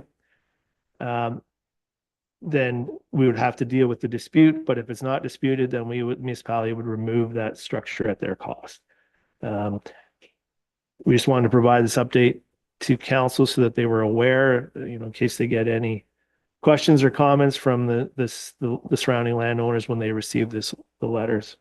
It's a fairly common practice for developers and when they're developing land around neighboring properties, but this is the first one that's being done by the municipality. So just wanted to make sure everybody was aware of the process. Thank you very much, Carl. Comments, Councillor Hutchison. Doug? Yeah, so at some point along the timeline, we decided we were going to sell these lots off. So I presume because we don't have a clear title that that's all on hold until we get this figured out. Is that correct? It's not technically on hold. We can proceed with the application with the county, which we are working on. We're waiting on a couple of drawings from our engineering consultant, but once they're received, we will have those completed and we will submit our application to the county.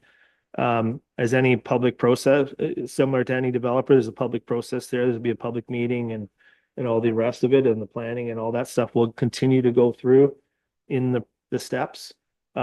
Ultimately, this land titles absolute has to be completed prior to registration of the subdivision, which is sort of the last step in the process. It's just one item.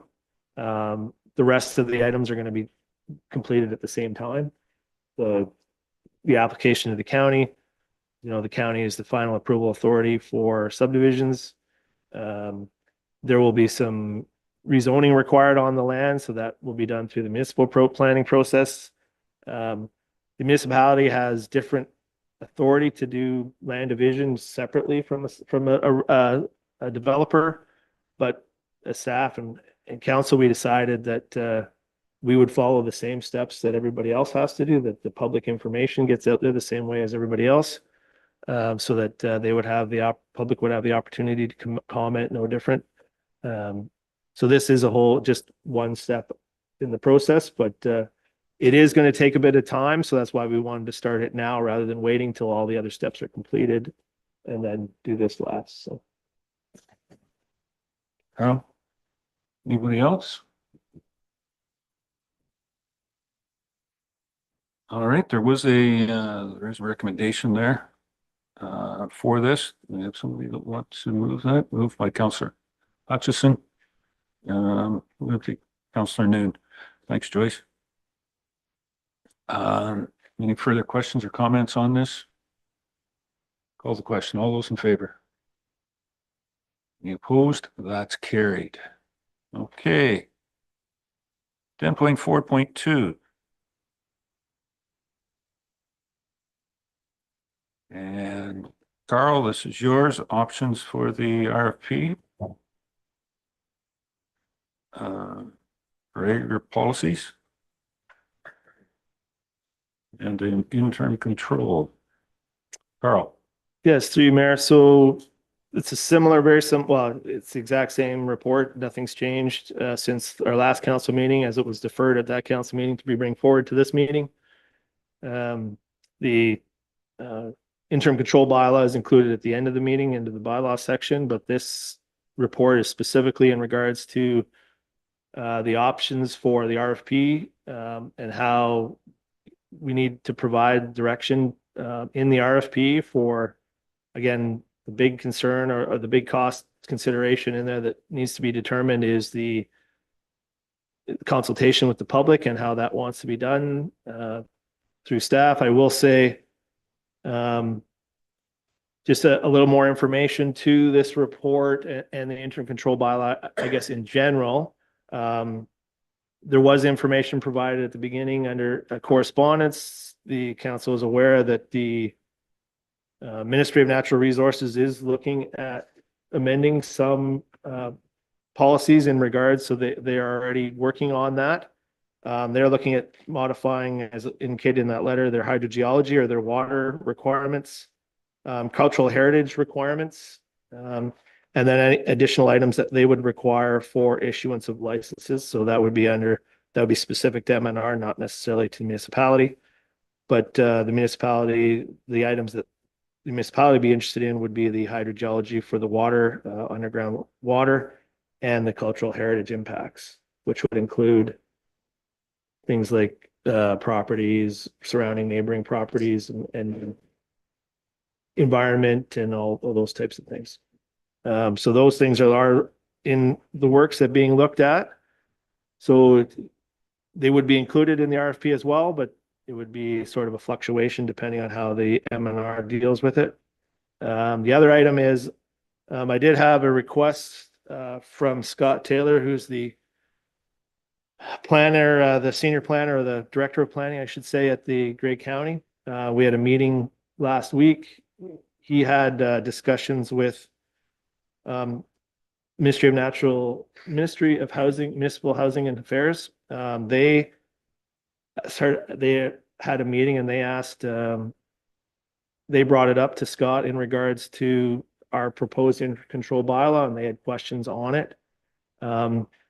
And I will provide, Scott did send me an email in sort of a overall overview of our discussion, and I'll just read it here. So he says, "Hi, Carl, thanks for taking the time to chat with me this morning. As per our discussion, I did want to note that the county staff recently had the opportunity to chat with the Ministry of Municipal Affairs and Housing staff on a number of topics, and West Grey's proposed interim control bylaw was raised as part of that discussion. Ministry of Municipal Affairs and Housing staff noted that it was maybe beneficial to set up a meeting between staff from West Grey, MMAH, Ministry of Natural Resources, and the county ahead of a final decision on the interim control bylaw. He says, given this is on agenda on for next week, I'm not sure it will be feasible to set up a meeting before the council meeting. Obviously, that didn't happen. If West Grey council or staff were seeking further information, then county staff would be happy to facilitate such a meeting in an effort to better inform council's future decisions on the matter." And he says, "Please feel free to share these comments with West Grey staff and council as you see fit, and let me know if you have any questions or wish to chat further on this matter." So MMAH and MNR are interested in having a discussion, and they'd be willing to set up a meeting with county staff and myself, West Grey staff, and representative from both ministries to have discussion on policies and things like that, and where the intent of our interim control bylaw, our policies, or what our plans are. So, I mean, that's good news, I think, in my mind, that they're willing to discuss. And again, MNR is reviewing their policies, so any input we can provide may help in that discussion. So I guess, again, it's up to council how they want to proceed with the RFP as well as the interim control bylaw, but that's sort of where we're at as of today. Main factor, I guess, in my report is determining the options for the RFP, how you want to have the stakeholder engagement. Again, we talked about at the last meeting, whether we want to have one meeting, public meeting, 10 public meetings, you want to have a separate committee. All those things need to be determined before we can issue an RFP to hire a consultant to do the aggregate policies review. And I just to again, just to clarify the whole process, the planning process that would be required here. As previously discussed in previous reports, Westgrade does not have an official plan that regulates the rural areas of the municipality, only urban areas. So obviously there's no aggregate pits going in the urban areas. So to implement any new policies, Westgrade would either have to create an official plan of their own, or they'd have to put a request into the county for an official plan amendment. And then it would be up to the county to make the decision on whether they wanted to include those or not. It would be county councils and staff's decision to include those. So there's those, again, those are the two main options. And then it would either be if municipality decided they want to do an official plan and they implement the official plan. If there are any appeals to that official plan, that would be the municipality that would be required to defend those and pay for the defense. If the official plan amendment went to the county and they approved it, then it would be the county that would pay for any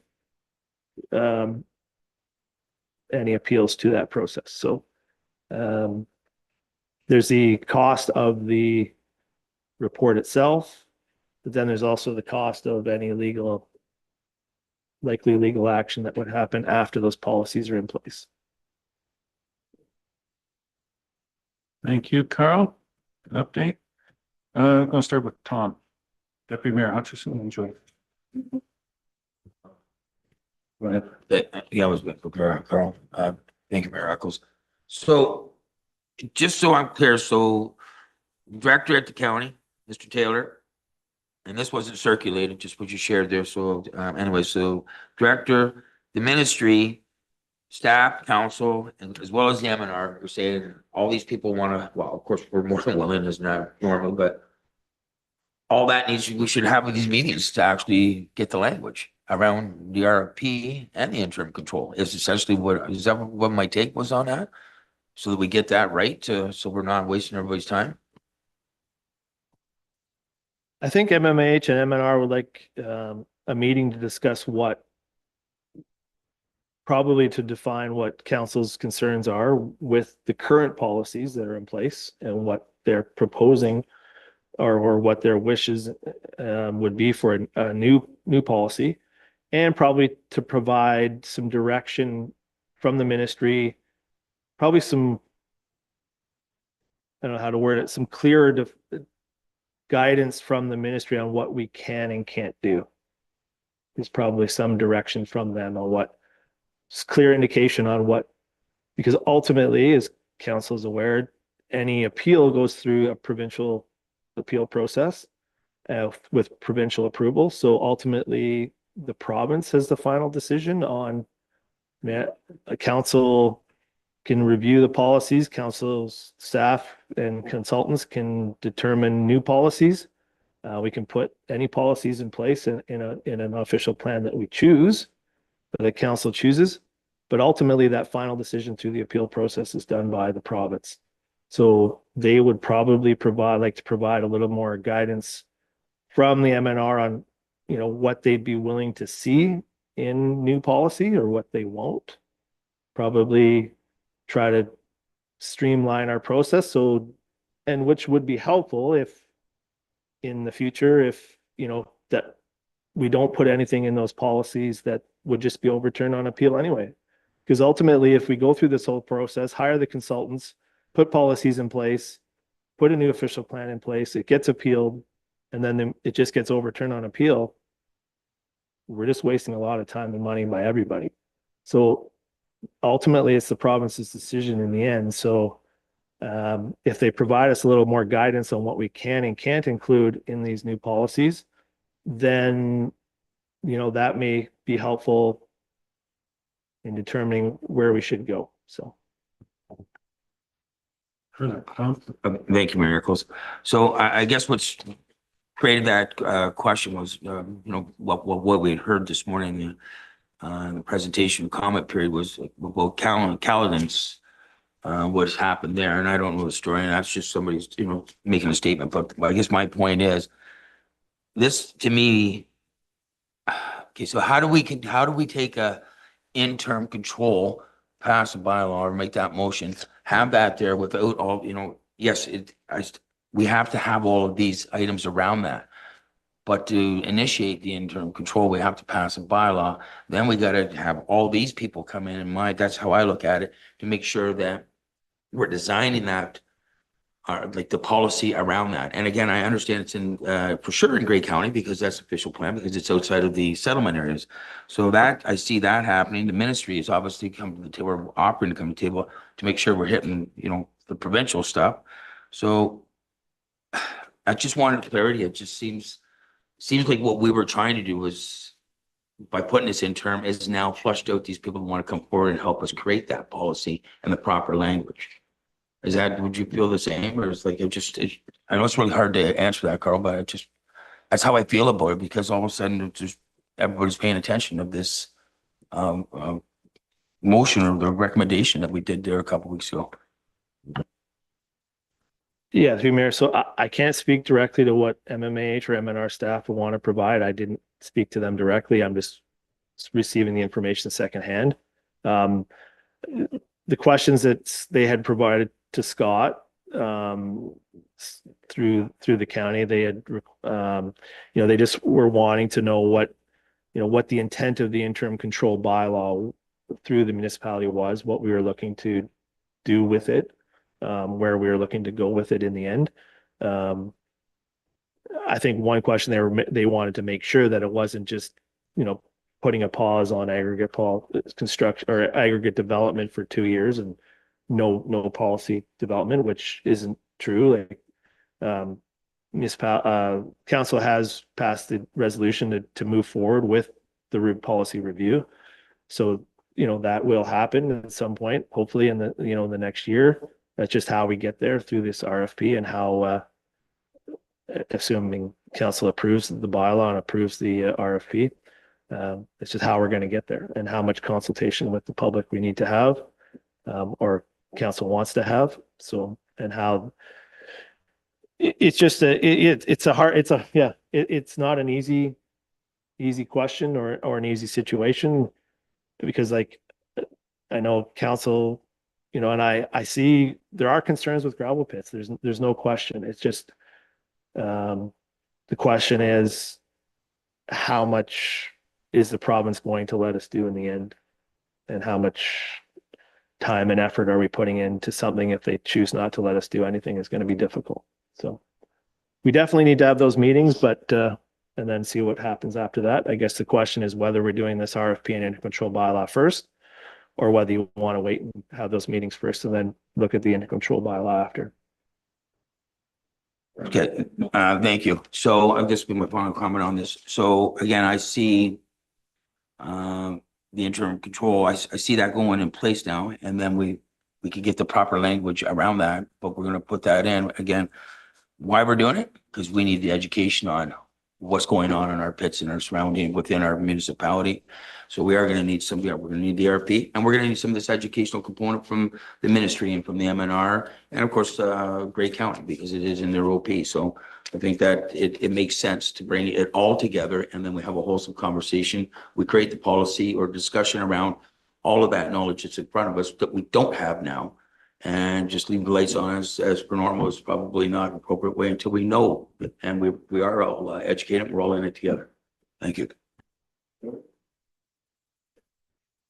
Thank you. I would like to defer 10.4.2, as we should look at alternative options for consideration before approving options for RFP to create aggregate policies in West Grey. We need to determine our needs. Is a consultant needed? I'd like to recommend, before moving forward with staff's options for an RFP, that we meet as a committee or a subcommittee to determine clear objectives, and seek possibilities related to new aggregate applications. Such matters as the RFP details need to be addressed, like stakeholders consultation. Reach out to Caledon's council and staff and the Forks of the credit to benefit from what they've learned along the way, and determine a timeline to start the deliberations. Thank you.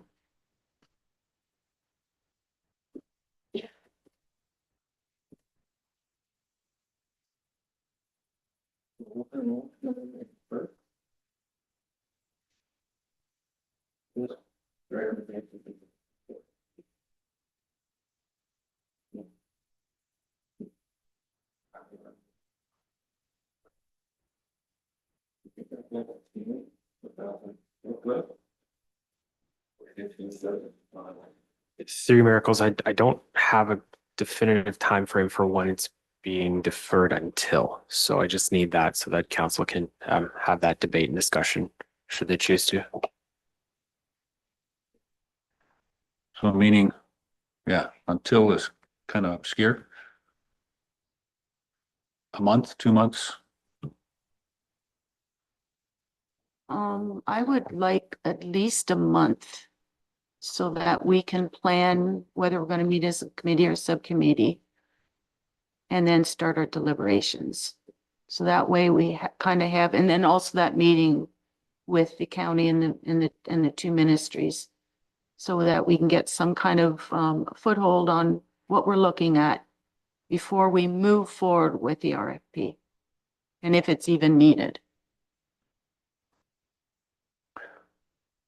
So you're looking for the first meeting in October or second meeting in October for council to reconsider this? To be safe, let's go with the second meeting in October. Okay. You good with that, Jim? All right. So I'm going to take that as a motion. Do I have a seconder for that motion? To defer. Deputy Mayor Hutchison. We can have discussion, but this is discussion just related to the deferral. Doug. Yeah, so I don't have a problem with deferral. I have a problem maybe with the timeline in terms of, I think it's important that we have this meeting with the ministry and the county first before we move forward. So if we set a timeline, say at the second week in October or whatever, second meeting, and the meeting doesn't happen, are we tied, our hands tied? So I think it's, if we were to say until after the meeting with the ministry and the county, that we could then move forward. But I think it's positive that the ministry wants to meet with us, because not very often the ministry comes to us and say, we want to meet. It's usually us meeting with them, and then they go away and forget we ever came along. So I think it's important that we hear, especially when they have an ICBL from Caledon in front of them, which they've already said, some things in there aren't appropriate. So I think it's a real opportunity, I think, and we need to jump on it before we move forward. So I agree. I just have a concern with the date.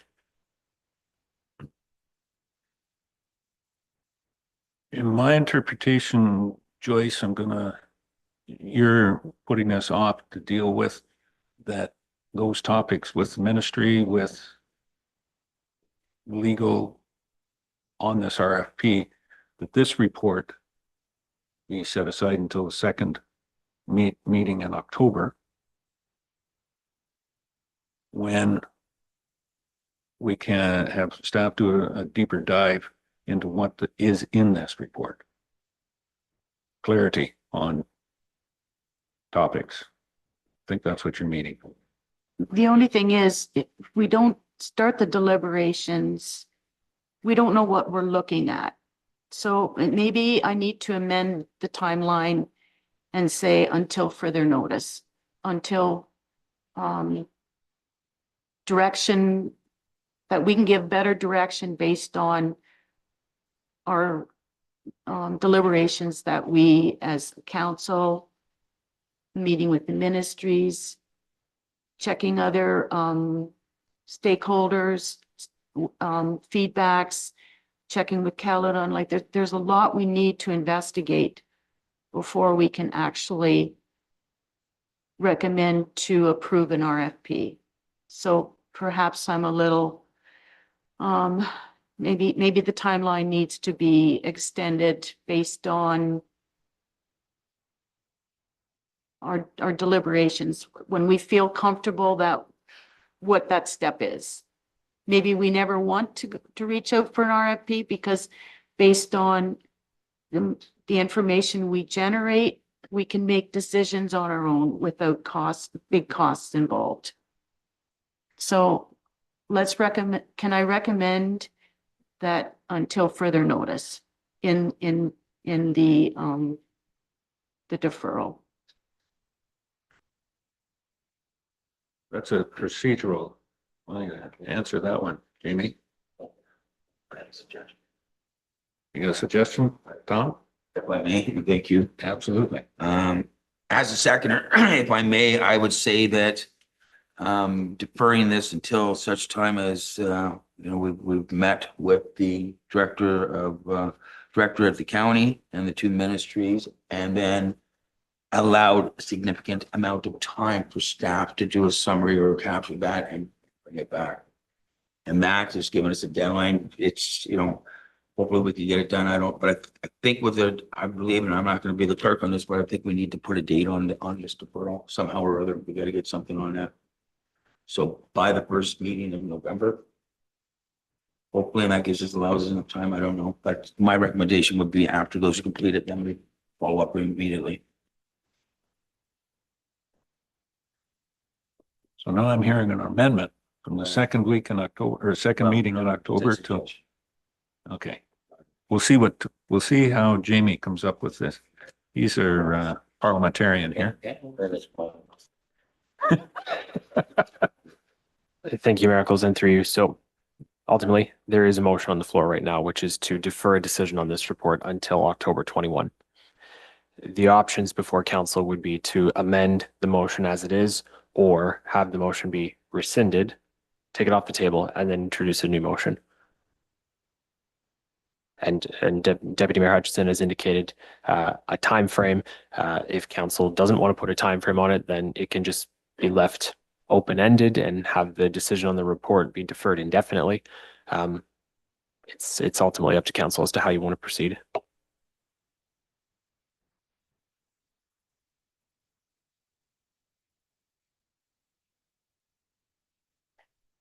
But I allowed enough time for negotiation here to my left. Okay, Joyce? I'd like to rescind the motion Withdraw. withdrawal.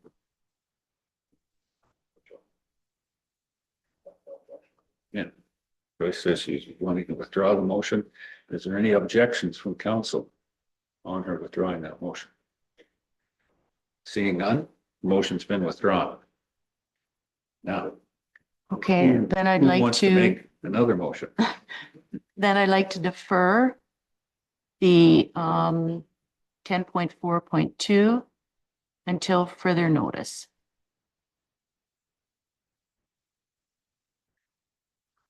Jamie? So through Miracles to council, that has the same effect as deferring it indefinitely. So I would propose that wording as opposed to until further notice. It's just a little bit cleaner.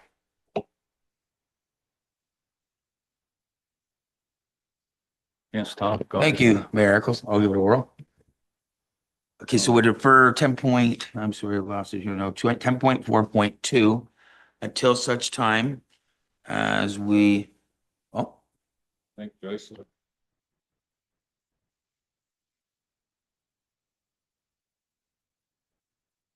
So through Miracles to council. So Councillor Noon has moved a motion to defer decision on the report essentially indefinitely. So right now we're just looking for a seconder for that motion before we can entertain anything else. Okay, I have that seconded by Deputy Mayor Hutchison. Good. Any further discussion on this? Tom, Deputy Mayor Hutchison. Thank you, Miracles. What I was trying to do is I guess I'm introducing an amendment here, but it's significantly different and it's than what we have is that so that we're keep our eye on the deadline and we don't leave it indefinitely, is that we're gonna have, the staff is going to reach out to the county and the two ministers. We're gonna have those meetings, essentially is what I'm after. And then when staff has completed or summarized those meetings, then immediately on completion of that, hits the agenda so that we can get on it. So it just doesn't keep going. That's, I guess, what I was trying to do. Yes, it is an open date, but if it takes us, 6 weeks to do what we're doing and they're completed, so in the 7th week we have council, it's on the agenda. So it's got a deadline of some sort. And I'm not sure whether we're down or, I know it's significantly different, clerk, but I'll leave it at that, is where I was going with it. I think what your wording is that until meetings with county staff, ministry staff, and others affected, the motion is indefinitely until council or until staff can have those and inform council and report back at the first meeting after completion of those meetings and reports. Does that somewhat sound reasonable and be able to put in? Through miracles, yes, it's council's prerogative as to what you want to include in the motion. The question that I have for council is, does council want to deal with this through an amendment to the motion, whereby we would introduce the amendment, vote on the amendment, and then address the main motion as amended? Or does council want to withdraw the current motion that's on the floor and introduce that motion and just do one vote as opposed to 3 votes?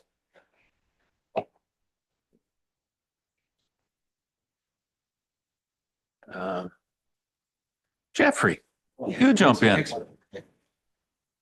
I'd like to see us stay with the original motion because, well, Tom and Joyce have enumerated several things that they would like to see happen before this comes back. There are a couple of other things which haven't been specifically named, which I would also like to see happen, such as discussion about the breadth of the RFP, whether there should be an RFP. In Carl's initial request to council for guidance on this, he wanted to know, like, how much consultation were we looking for? We're not really certain. So I think we need to have some discussions amongst ourselves, either as council or as a committee, about where we're going to go with this. We need to get all that information back that these two have outlined, but then we have to think how broad or narrow is this going to be, and that information that we get back might influence our thinking on that. For example, if we hear from the ministry that they're going to make all the changes that we want to see made anyway, it's like, oh, great, we'll just back out of this fight. But if we hear the exact opposite, we need to ramp up our efforts. So I would like to just stick with the original motion that Joyce made, because I think we've got a lot of homework that we have to do after passing the interim control bylaw and before adopting new policies.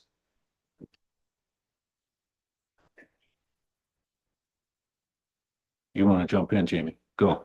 It's 3 miracles. Just for clarity, by the original motion, Councillor Shea, are you referring to the motion to postpone indefinitely? Yeah. Okay, thank you. All right. And if procedurally, if it's indefinitely, it can be requested to come back at any time. Doesn't, right? Be onto the agenda? It's not specific. 3 miracles, that is correct. I would suggest that if council wants to bring it back at any point in time before staff have had an opportunity to have those meetings, then council would likely need to do a notice of motion, but council can bring it back at any point in time. Right. That could mean that staff has had the meetings and now we need to bring it back. Tom.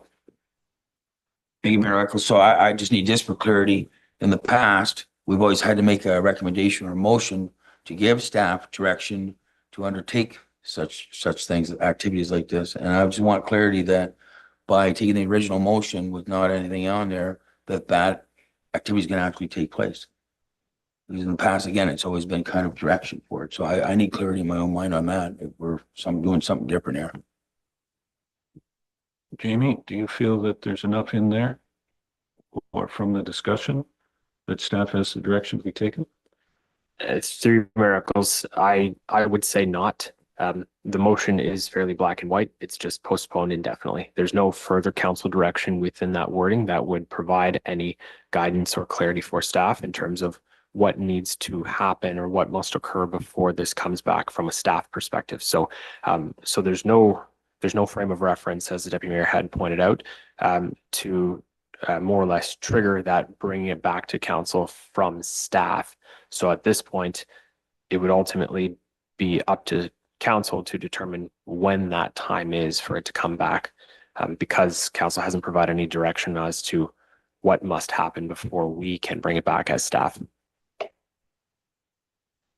But I think the question was, is there enough direction from the discussion, meeting with the county, understanding what the ministries are doing, that staff can go away and set up that and get it back, be prepared?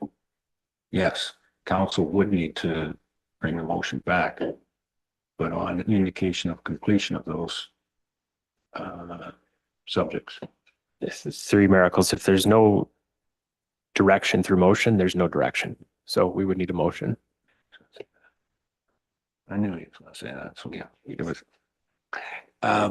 Yeah, go ahead with. So I will go back to, and I apologize, Mayor Eccles, I'm going to go back to the clerk. So this amendment that I've introduced is significantly different from the main motion that was introduced. So do we, and again, I think it's significant. So I'm going to ask you, sir, is it easier to, as amended with what I put forward, or to your suggestion, withdraw and start fresh with the things that I put forward, which is a little more clear? But I will leave that to you, sir. Or I'm going to say, would it be that we vote on this motion as it is and then introduce a second motion, give direction? Is that possible, Jim? Being a parliamentarian. As through miracles, it's possible. I wouldn't recommend doing it that way because it does further complicate the matter. It also creates a situation where the outcome isn't determined in any case, but there's greater opportunity for different motions. So if council's intent is to provide direction to postpone it until such time as insert parameters, then I would suggest moving forward in that way, as opposed to doing the motion to postpone indefinitely and then providing additional direction as to what must happen before that item comes back. We're looking for a withdrawal of the motion and to reintroduce another one. Who made that last motion? Joyce? Jeffrey, before we go there. I'm going to differ with the clerk on this one. I think we should do what you suggested, Mayor, pass this motion and then have another motion giving direction to have these meetings with the ministry, et cetera. And the reason I'm saying that is because this motion is all about an RFP. It may turn out that we never need to do an RFP. Maybe we're going to find out that the problem has been solved. Maybe we're going to find out that we need to take a different strategy than an RFP. Or maybe we will decide through deliberation that we're going to do something different. So this is framed as a request for an RFP. I don't think that needs to be the main thing that we should be talking about right now. What we should be talking about right now is doing further research with these ministry and county representatives, and doing some more homework and having some more deliberation internally before determining that we need to do an RFP. Okay, you're going to go to Jamie first. It's through miracles to council, just for clarity, provided council does it in the way that I've suggested. If the report were to come back, council can simply just receive it for information purposes. So it's just kind of tying up this report in and of itself. It's not to say that council must provide direction to go forth or go forward to solicit an RFP or to introduce an RFP. It's just kind of tying a nice little bow on top of this. So should this come back later, council is under no obligation to provide direction to go forward with an RFP, just for clarity.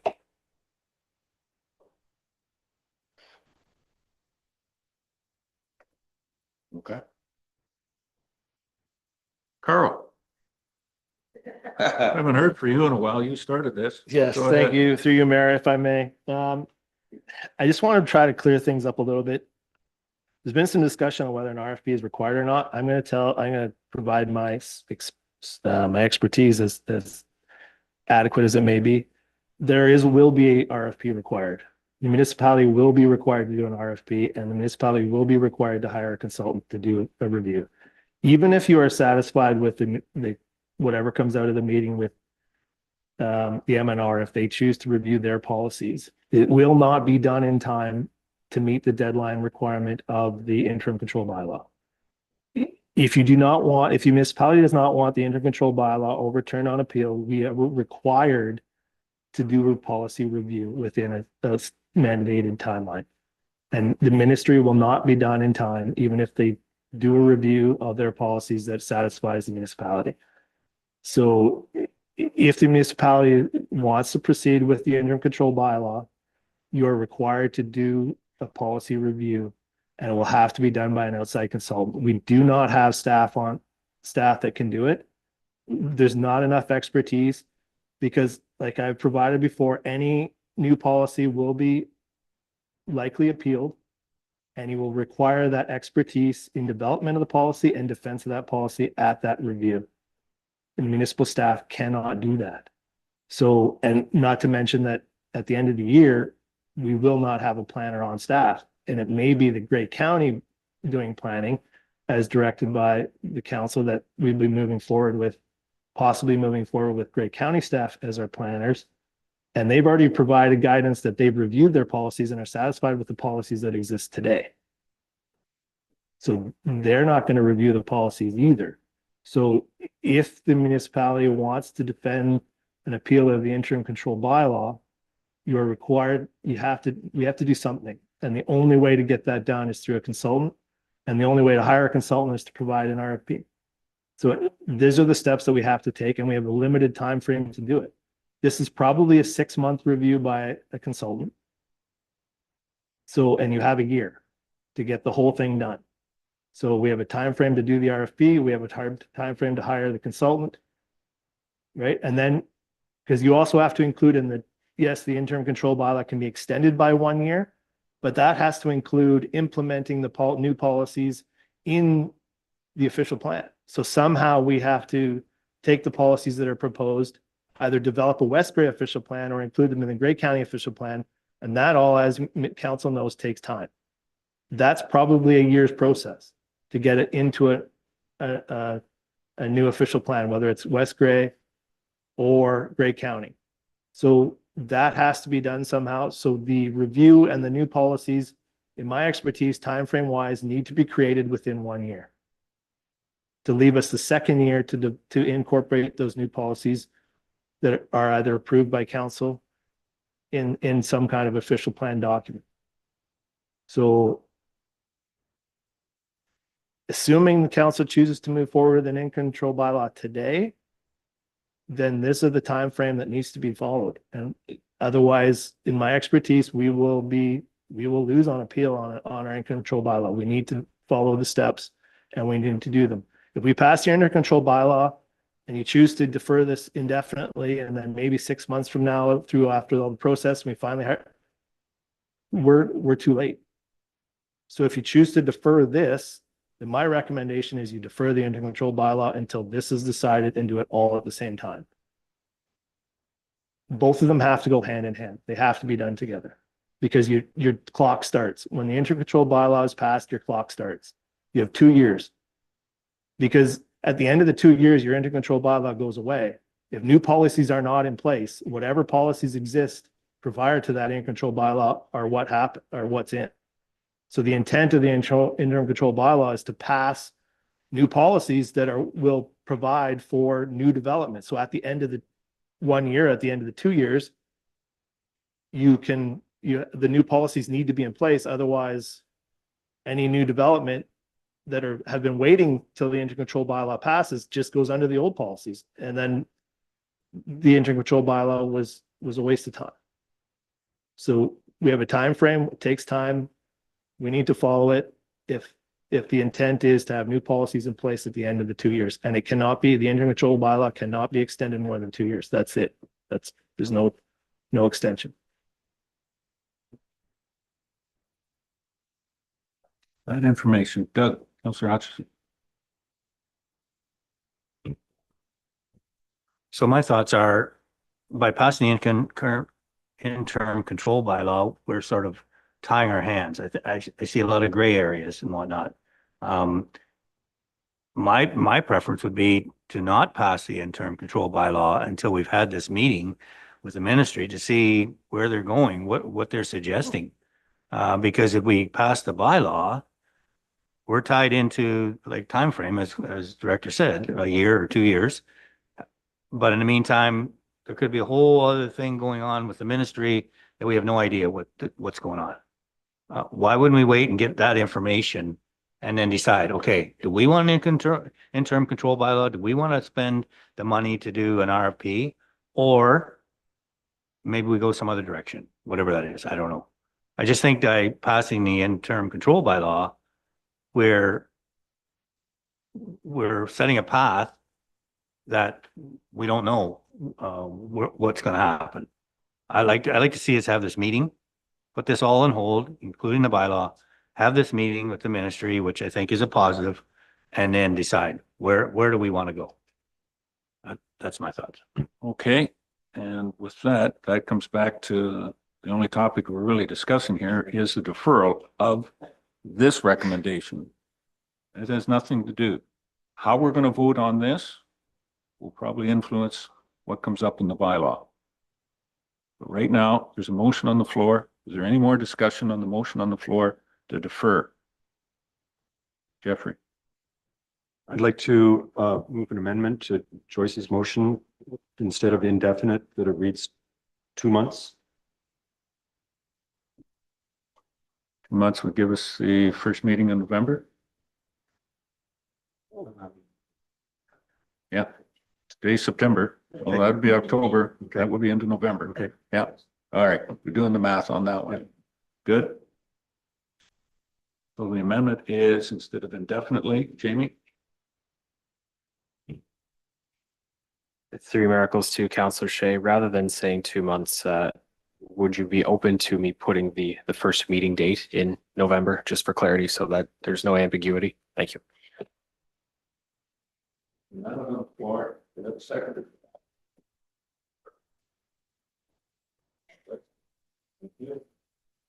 Movement second on the amendment.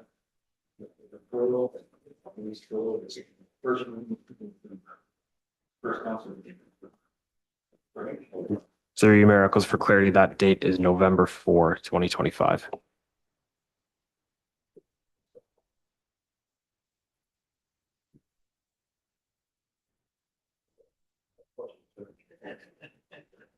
Just thinking about November 4th.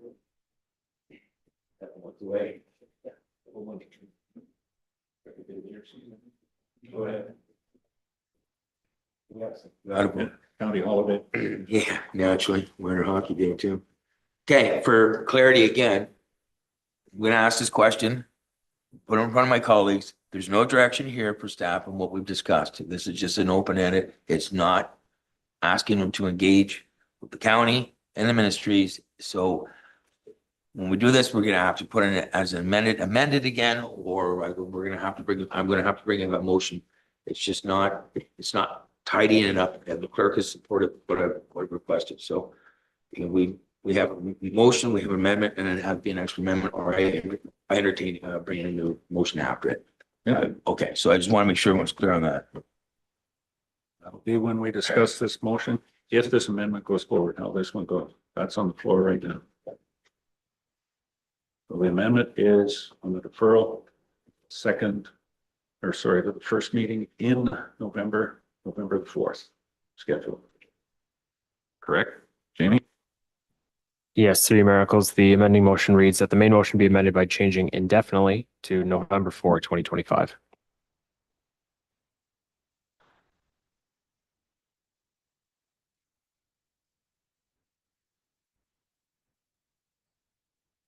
Was on. Now it's on. Now it's on. clear to what the amendment is? The amendment is changing this on the main motion to November the 4th. Doug? Can Councillor we Hutchison. ask staff if they feel comfortable on the idea that they would come back to us with this information? Like to clarify what Deputy Mayor is saying, that he feels there isn't enough meat in the amendment to say to staff, bring it back at that point. Can we ask staff if they feel that's Not at this point in time. I mean, this is on the motion. When the motion is presented, then we can ask that. But right now, we're just on the amendment as it is to change that portion of it. Okay. If you want to change it to the 1st of December, have that. But right now, it's just on that date. okay? Okay? Okay. Move with that. I do know where you're going. Yeah. We'll be back to that here just shortly after this vote. All right, I think we've had good discussion on the amendment to amend deferral until November the 4th. I'm going to call the question. All those in favor? Any opposed? That is carried. All right. Now we have a motion on the floor to defer Director Shipwreck's report from the RFP on the aggregate until November the 4th. As amended, yeah, sorry. Motion as amended to November the 4th. Any discussion on this?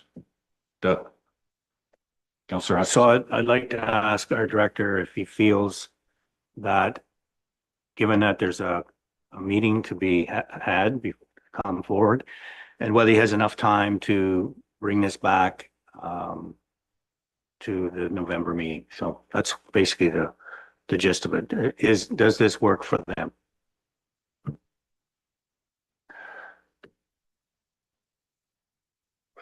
That would be you, Carl. They're not going to comment. Thank you, through you, Mayor. So I would think that November 4th would give us adequate time to have a meeting with MNR and the ministry and the county to schedule something. I guess at that point, I would just bring this exact same report back to council on November 4th and just provide some information on the meeting that was had with the ministry. That's the intent of the deferral. Yes. That's the way I understand it. Absolutely. Mr. Clerk, Director of Legislative Services, in this motion, the way it is presented, is there enough direction in there for staff to complete those tasks that have been discussed? I think I know what your answer is going to be. So I got a bet with the deputy mayor on how it's going to be. I'm right. Jamie? Through your articles, I would suggest not. As council's aware, staff have been having conversations with the county and are actively working on this. So I would suggest that those conversations would continue. However, there is no specific direction through this motion as it's written. Right. Deputy Mayor, you want to make an amendment? Well, for clarity, we better just to call this and introduce another motion that's where we were 10 or 15 minutes ago, was to either, well, we've already got this amendment, so I'd say we vote on this and then I introduce a new motion is probably the clearest way. But I will pull the clerk's advice on that. That's what I'd heard though. Well, we're not going to ask him. He's already nodding yes, so that's good. We'll go with that. Thank you, Jamie. Okay, so the amended motion here is to defer this until November the 4th. Ready to vote. All those in favor? Any opposed? That is carried. Yeah, that's carried. Okay, this motion or this report is deferred until November the 4th with more to come at that point in time after discussions. If we can get a motion for direction for staff. Deputy Mayor. Thank you, Mayor Eccles. And I believe our clerk has captured the essence without me repeating, was to Basically have staff engage in a conversation with the planner at the county, the two ministries, by obviously the November 4th deadline. Bring a summarized report. I don't know, questions or like the answers that we need. How am I gonna, I'll just say release it. I think a lot of the stuff that these meetings are gonna do are gonna help us design our policies and design our RFP. That's why we need this. And I'm not sure how I can word that real easy there, clerk, but that's what I think we need to do to create the RFP, because we're gonna need that information, and that will be all their new findings, et cetera. So I'll leave it at that. Yes. That's why he has a thesaurus right here. He'll come up with it.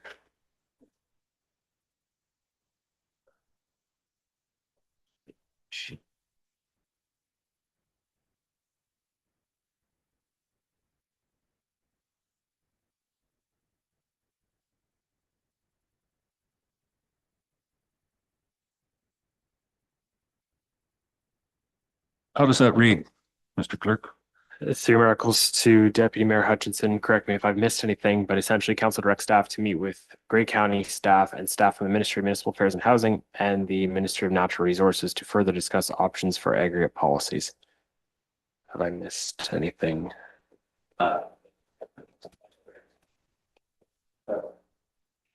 To further discuss options for aggregate policies.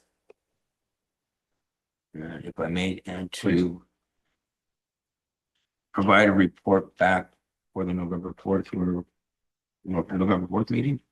Do you have that? Yeah, further Then that information. just ties that back into the referral of 10.4.2 here.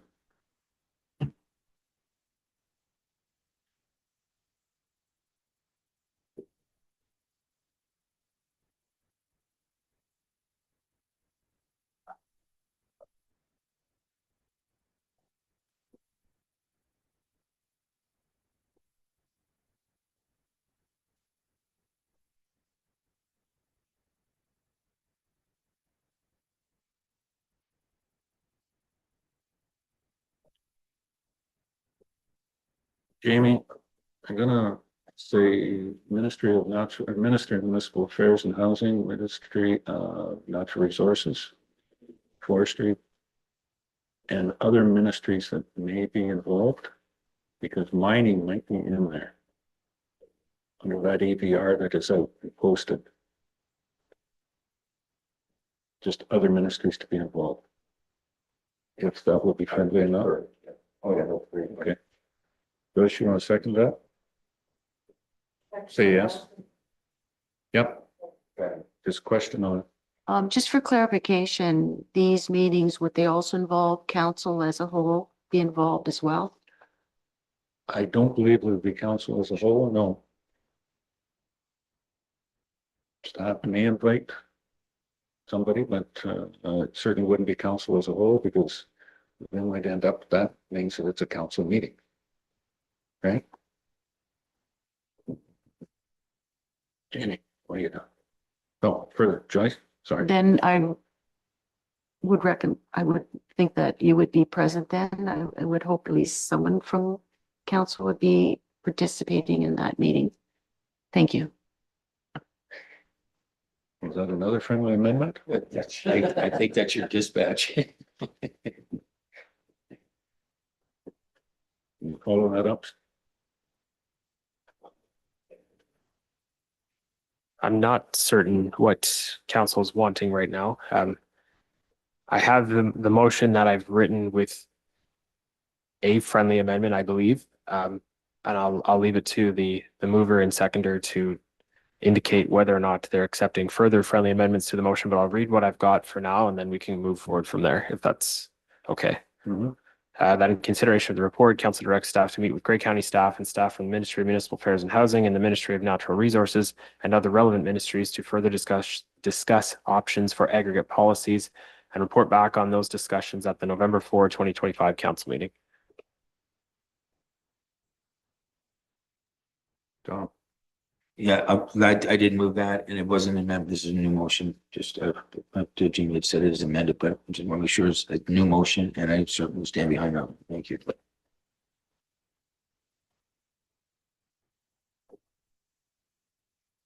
Good. All right.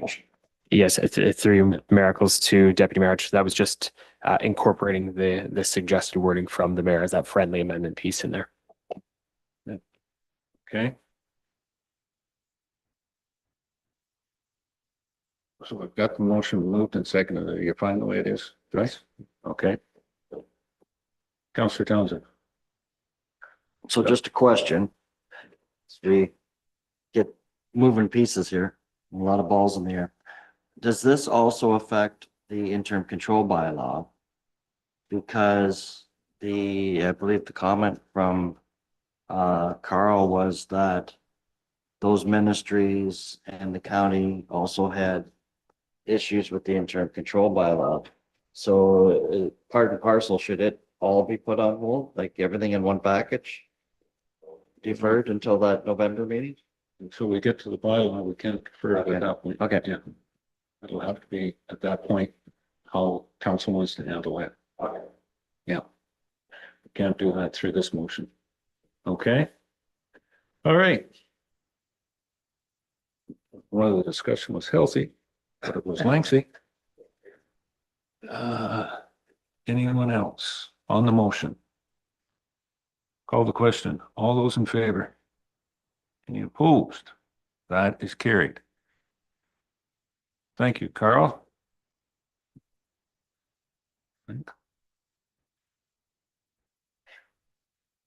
And Director of Finance Treasurer, 10.5. Just really waiting for this, haven't you, Carrie? Director Mighton. Carrie, you've got the last staff report here, the water and sewer.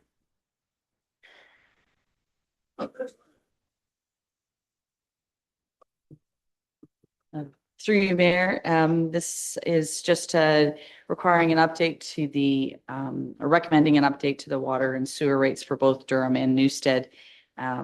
The water systems are funded from the user rates, not property taxes. So we have taken a look at the current the revenues, capital requirements, operating requirements, as well as any projected growth. So we're recommending both of them are starting to slip a little in certain areas. So we're recommending the rates as proposed in there for the next 3 years. And then we'll do another fulsome review with the next council.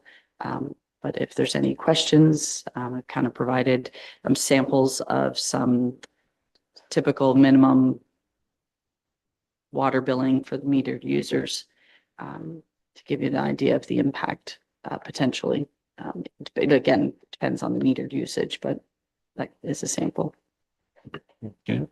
Thank you very much, Carrie. Any questions? Joyce, Councillor New. Thank you, and thank you for the report.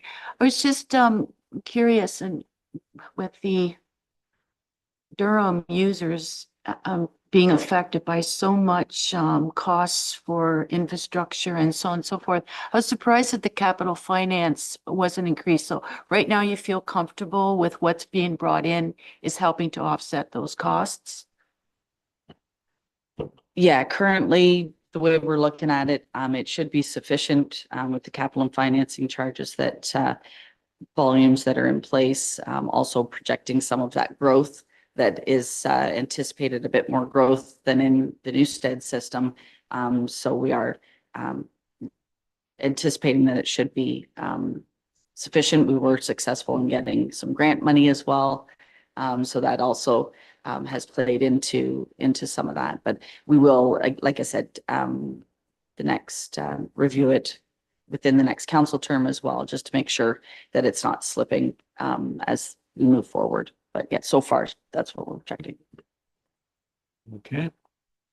There is a recommendation there to repeal bylaw 14-2022 and establish new water rates for Durham and Newstead, water and wastewater. Okay, do we have somebody who would like to move that? Councillor Hutchison. Thank you, Doug. And Councillor Noon. Very good. Any further questions on the motion? Call the question. All those in favor? Any opposed? That's carried. Okay. I believe that brings us down to questions. Any questions from councillors on any past or present? Councillor Noon, Joyce? Thank you. This question's for the Director of Finance.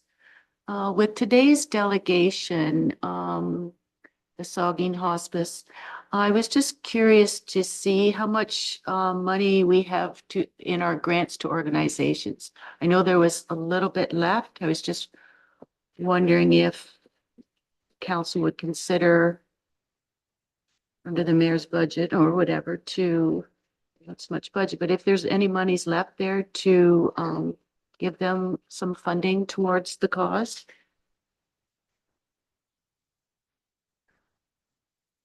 Carrie, I'll give you a minute or two. We've used up most of our bandwidth. We're starting to get slow on the internet. No.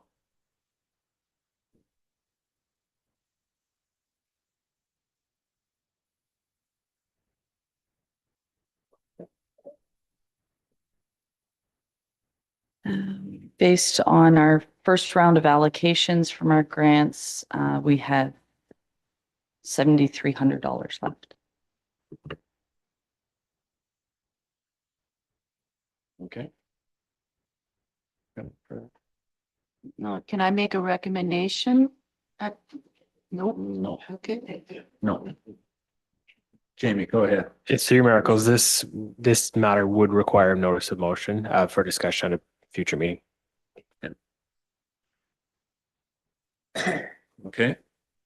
And I guess the other thing is the Saugeen Hospice, up until this point in time, has never asked us for any funding either. There's been no request that I'm aware of. Okay. All right.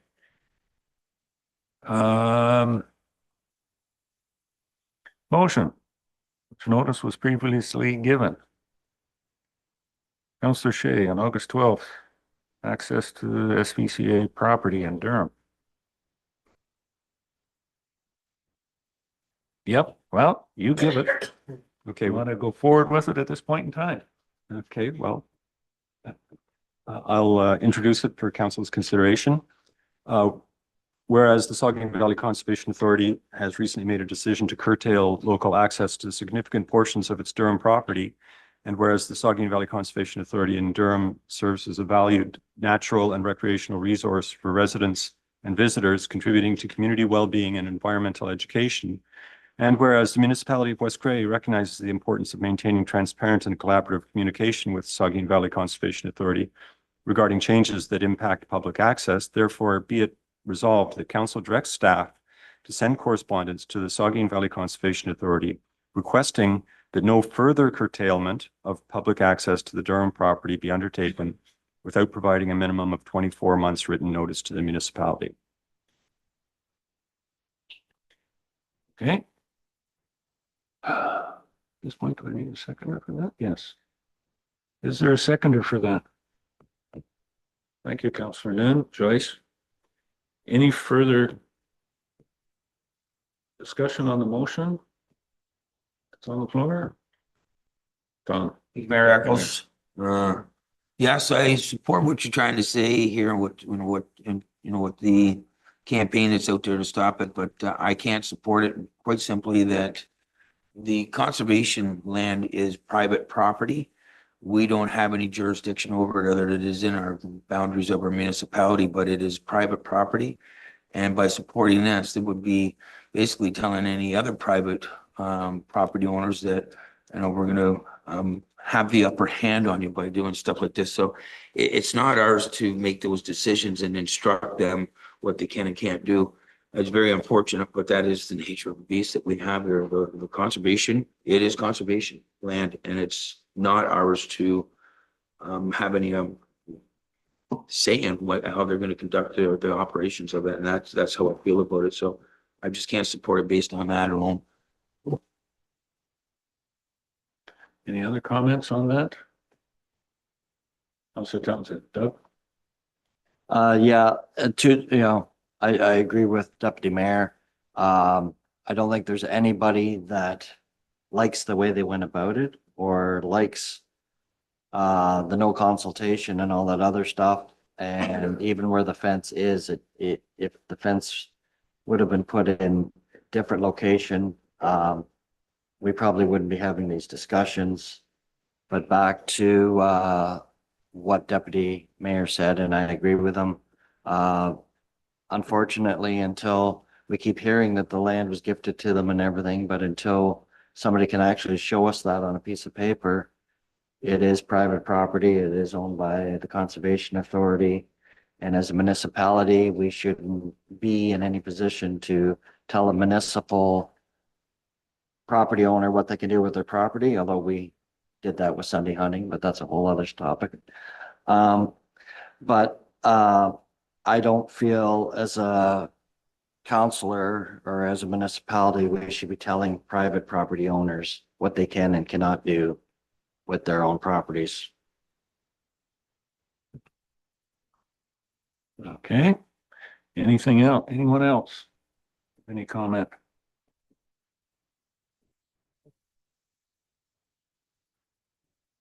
Go ahead. Yeah, I agree with the idea of trying to make the Conservation Authority more responsible for communication. I feel that was part of the problem that we had, is the lack of communication when this whole thing went down. But I agree. I don't have a problem with the Conservation Authority trying to protect what they have there and provide, controlling the traffic in and out of the parks, because most parks nowadays, you just can't drive in without paying a fee, just whether you want to or not. So I don't see a problem with that. There's still lots of property there that is available if you don't want to go into the gated areas per se. But also the other thing is, for $55 a year, you can use that property year round and all the other facilities that go along with Conservation Authority. So I think there's still opportunity. I don't think we've cut off a total access for the middle dam's still open. People can use it.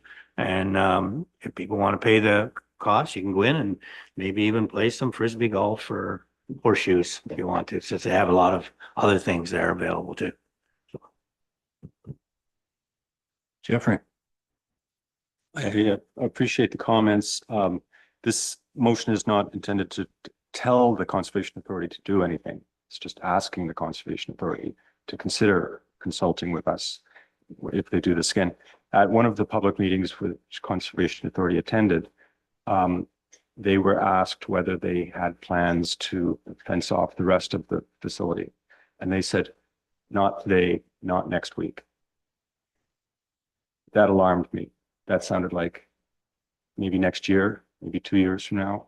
So I'm just trying to, if that conversation is going to happen, let's have that conversation happen with ample room for input.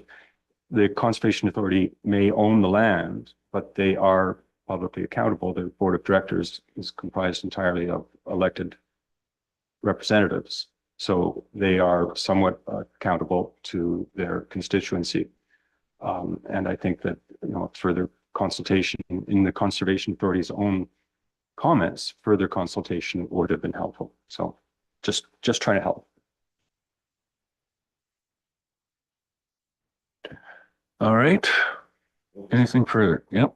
Once more, Tom. Well, no, I just, yourself, Mayor Eccles, and myself, both are the elected officials that are appointed from the municipality of West Grey, and I am the current chair of that conservation. And I will say, yes, there was direction. They were actually here in our council chambers, and we did give direction.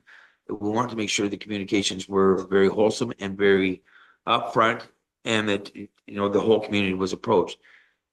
That's where it was. And the same thing came from the executive at the conservation. This is where it transfers over and becomes an operational item, where all of a sudden the instructions there and it's operations. So how they fulfilled, completed, and how all this communication happened, it was really an operational thing. Like, they were here, we all had our wishes. There was direction given, and same thing at the conservation, and they didn't fulfill those. And again, it's operational, and now we got to go back to making sure that in the future things are done a lot more wholesome, a lot more upfront, a lot more transparent. So they just didn't follow through what we all wanted. And I just wanted to say that it had no direction from the mayor and myself sitting as the West Gray appointees. We really wanted to make sure that they communicated and the public was well informed of what was going to be coming. I'll leave it at that. Thank you.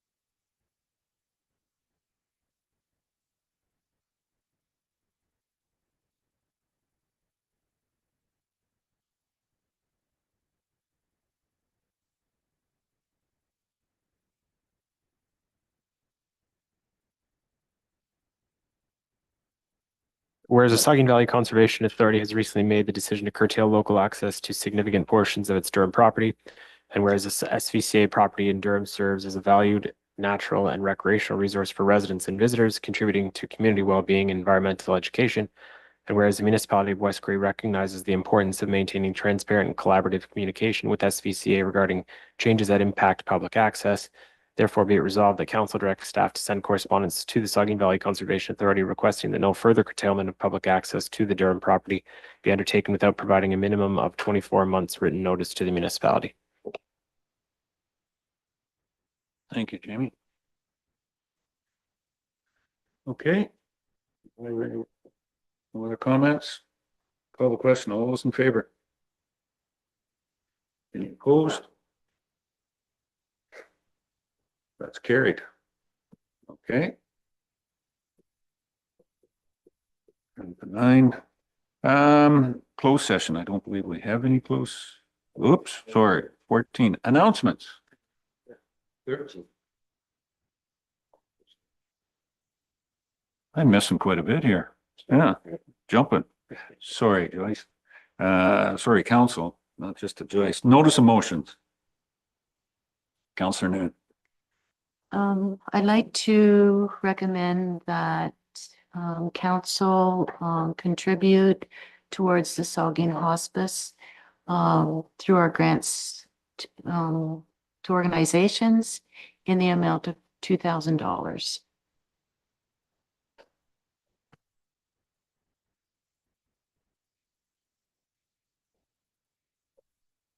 Okay.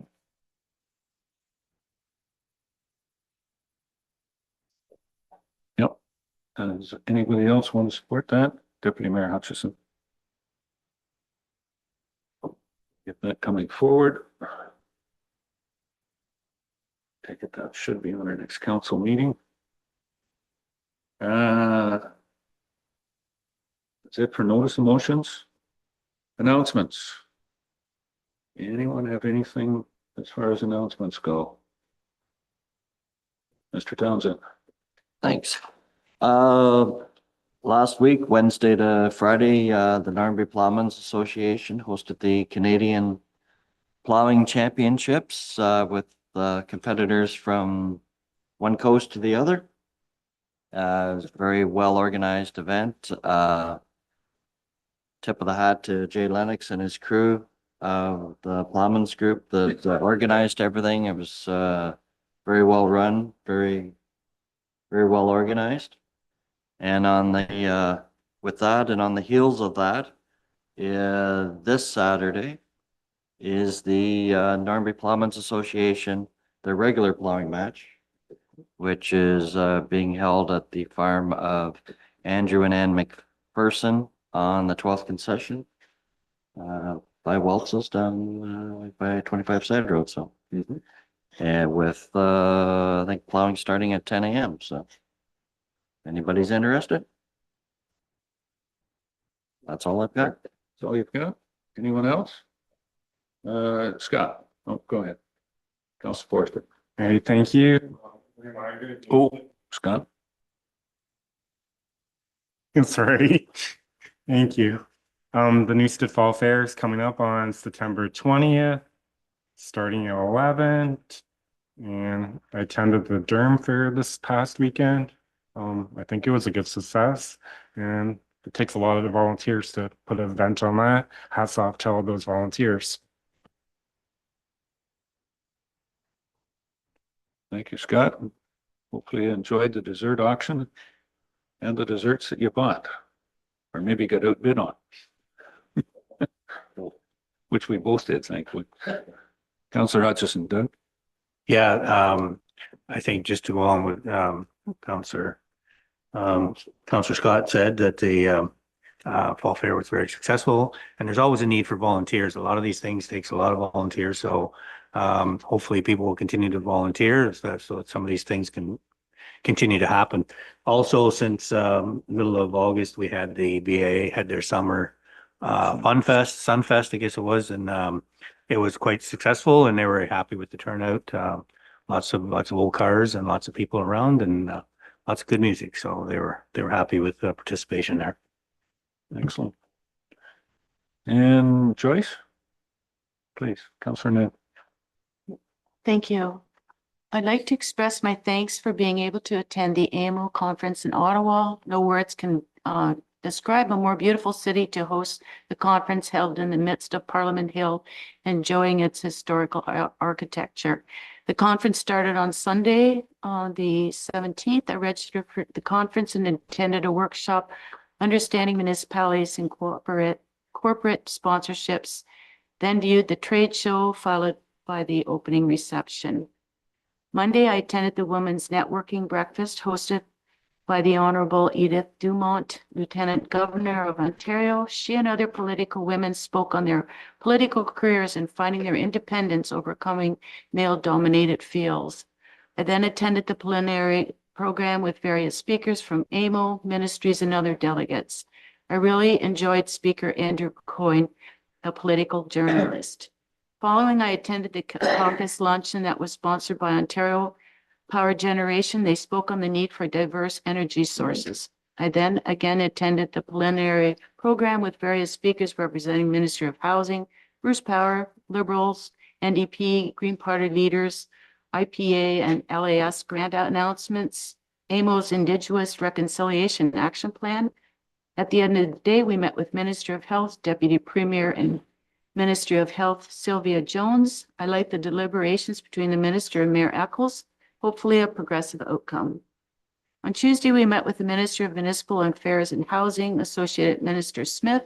Another good dialogue shared on the needs for water and sewer infrastructure. Following, we met with the Ontario Medical Association regarding the need to support rural Ontario healthcare. Great presentation by Mayor Eccles again. I then attended the plenary programs on various speakers. Next, I attended the Learning Luncheon sponsored by Ontario Ombudsman and their obligations for municipalities. Following, I attended the concurrent sessions on investments in agriculture to improve public spaces and accessibility. I quite appreciated this session. The first speaker gave a slideshow on areas designed to accommodate the community's natural features.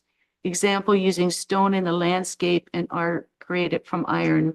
The second speaker spoke that all accommodation should be accessible.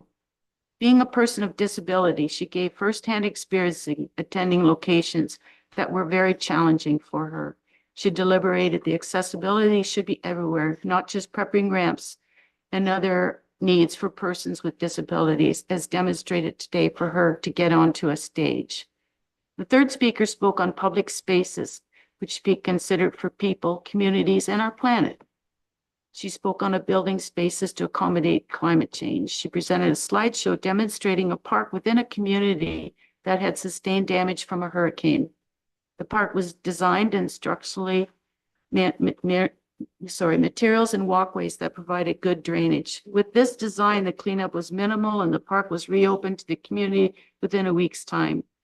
For the remainder of the day, I attended the plenary program, speakers from the Minister of Health, Ministry of Infrastructure, Champion Indigenous-led post-secondary education and training, PJ Marshall Awards, Minister of Municipal Affairs and Housing, and ending with the Ministers Forum, good questions and dialogue.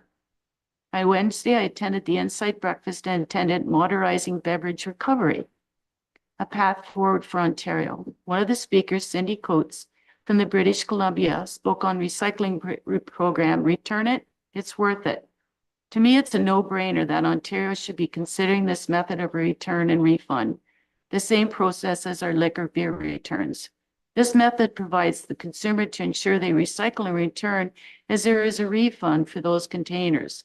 Also, would keep the materials from ending up on our roadsides and other illegal dumping. During question period, MPP McMulkin from Beaches East York introduced herself and relayed that she wants to present a bill to have the ICI sector included in the Producer Responsible Recycling Program.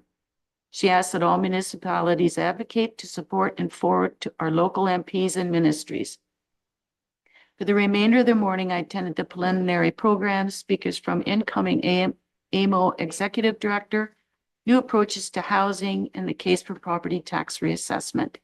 This was my first conference at AMO. Overall, the conference provided a good range of workshops, concurrent sessions, and networking. Again, many thanks for providing me the opportunity to attend the AMO conference. Thank you.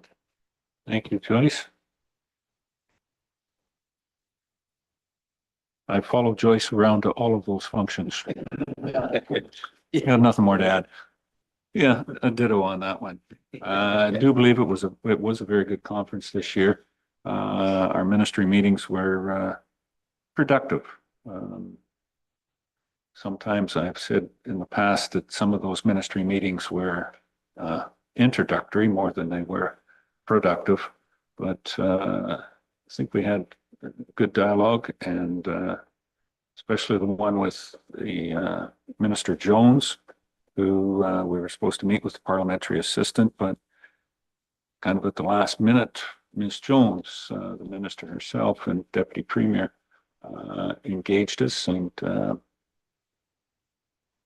left with a positive feeling from that discussion and whatnot, based around our healthcare in the community and certainly around our hospital was probably the biggest thing there. Not going to belabor anything else. Yes, great place to have a conference.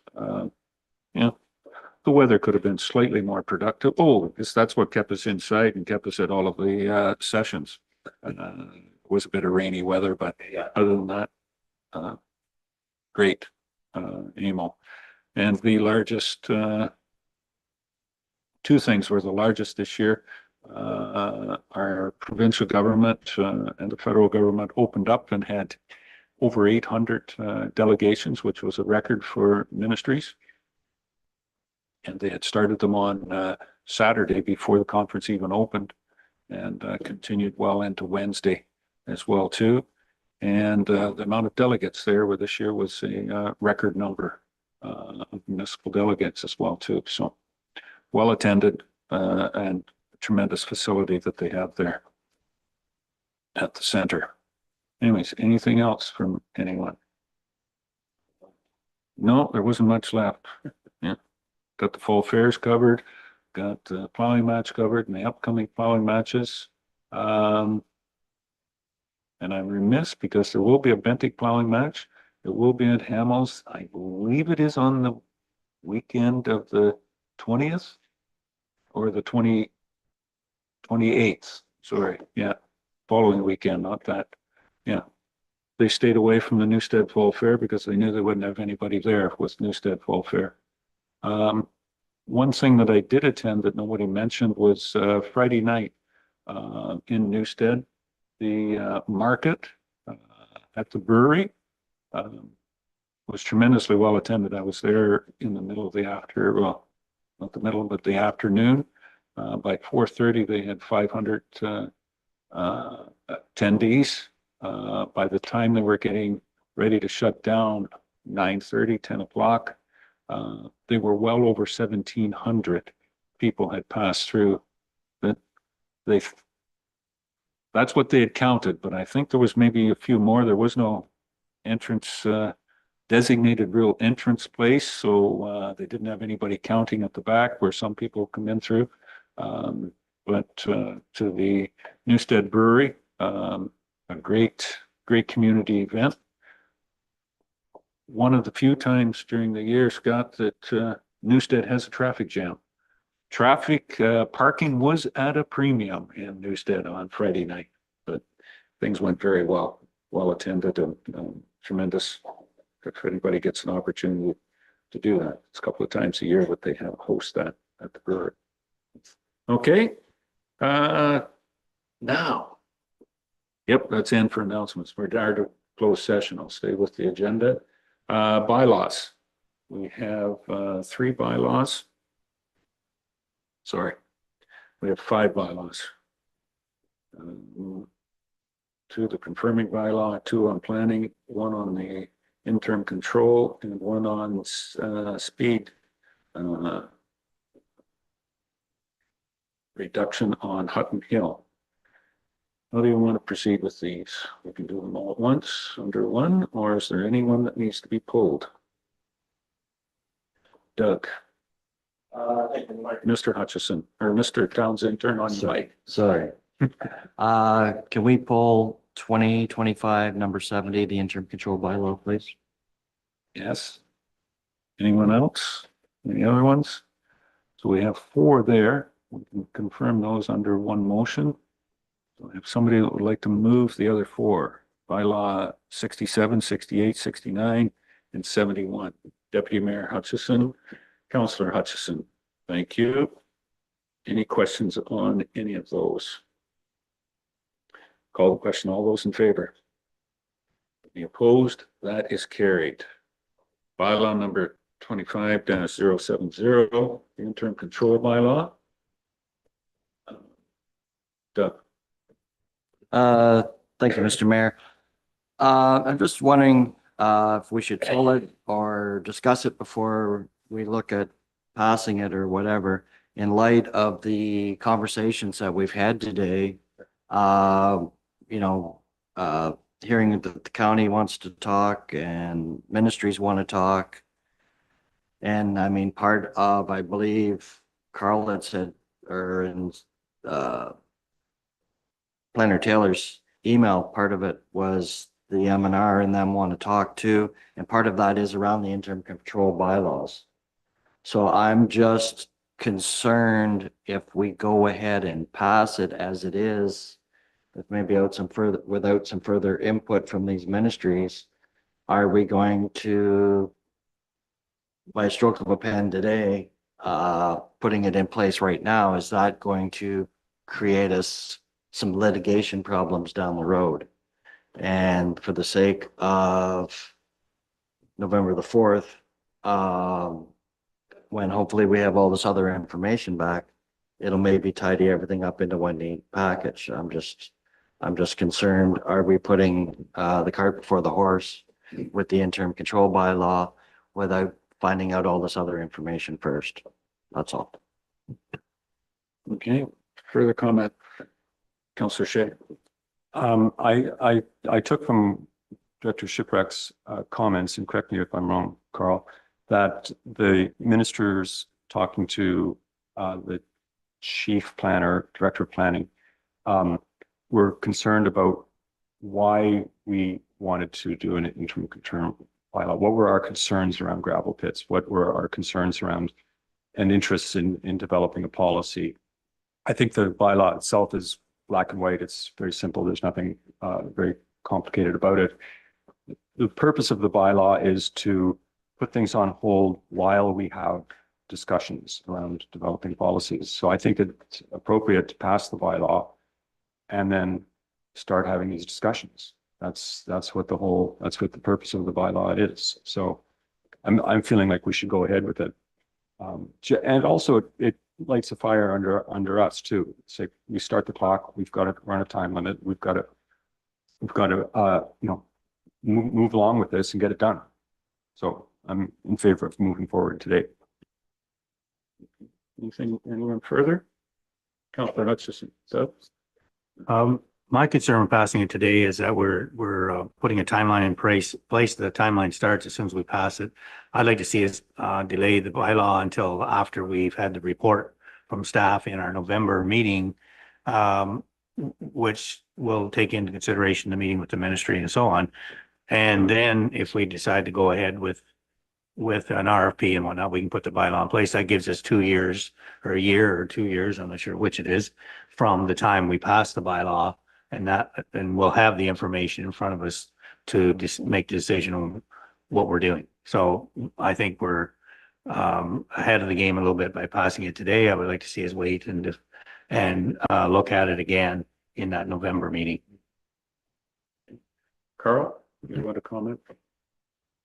I'll just confirm that the current bylaw as it sits reads 1 year, which is all the Planning Act allows, but it does allow for an extension of an additional year.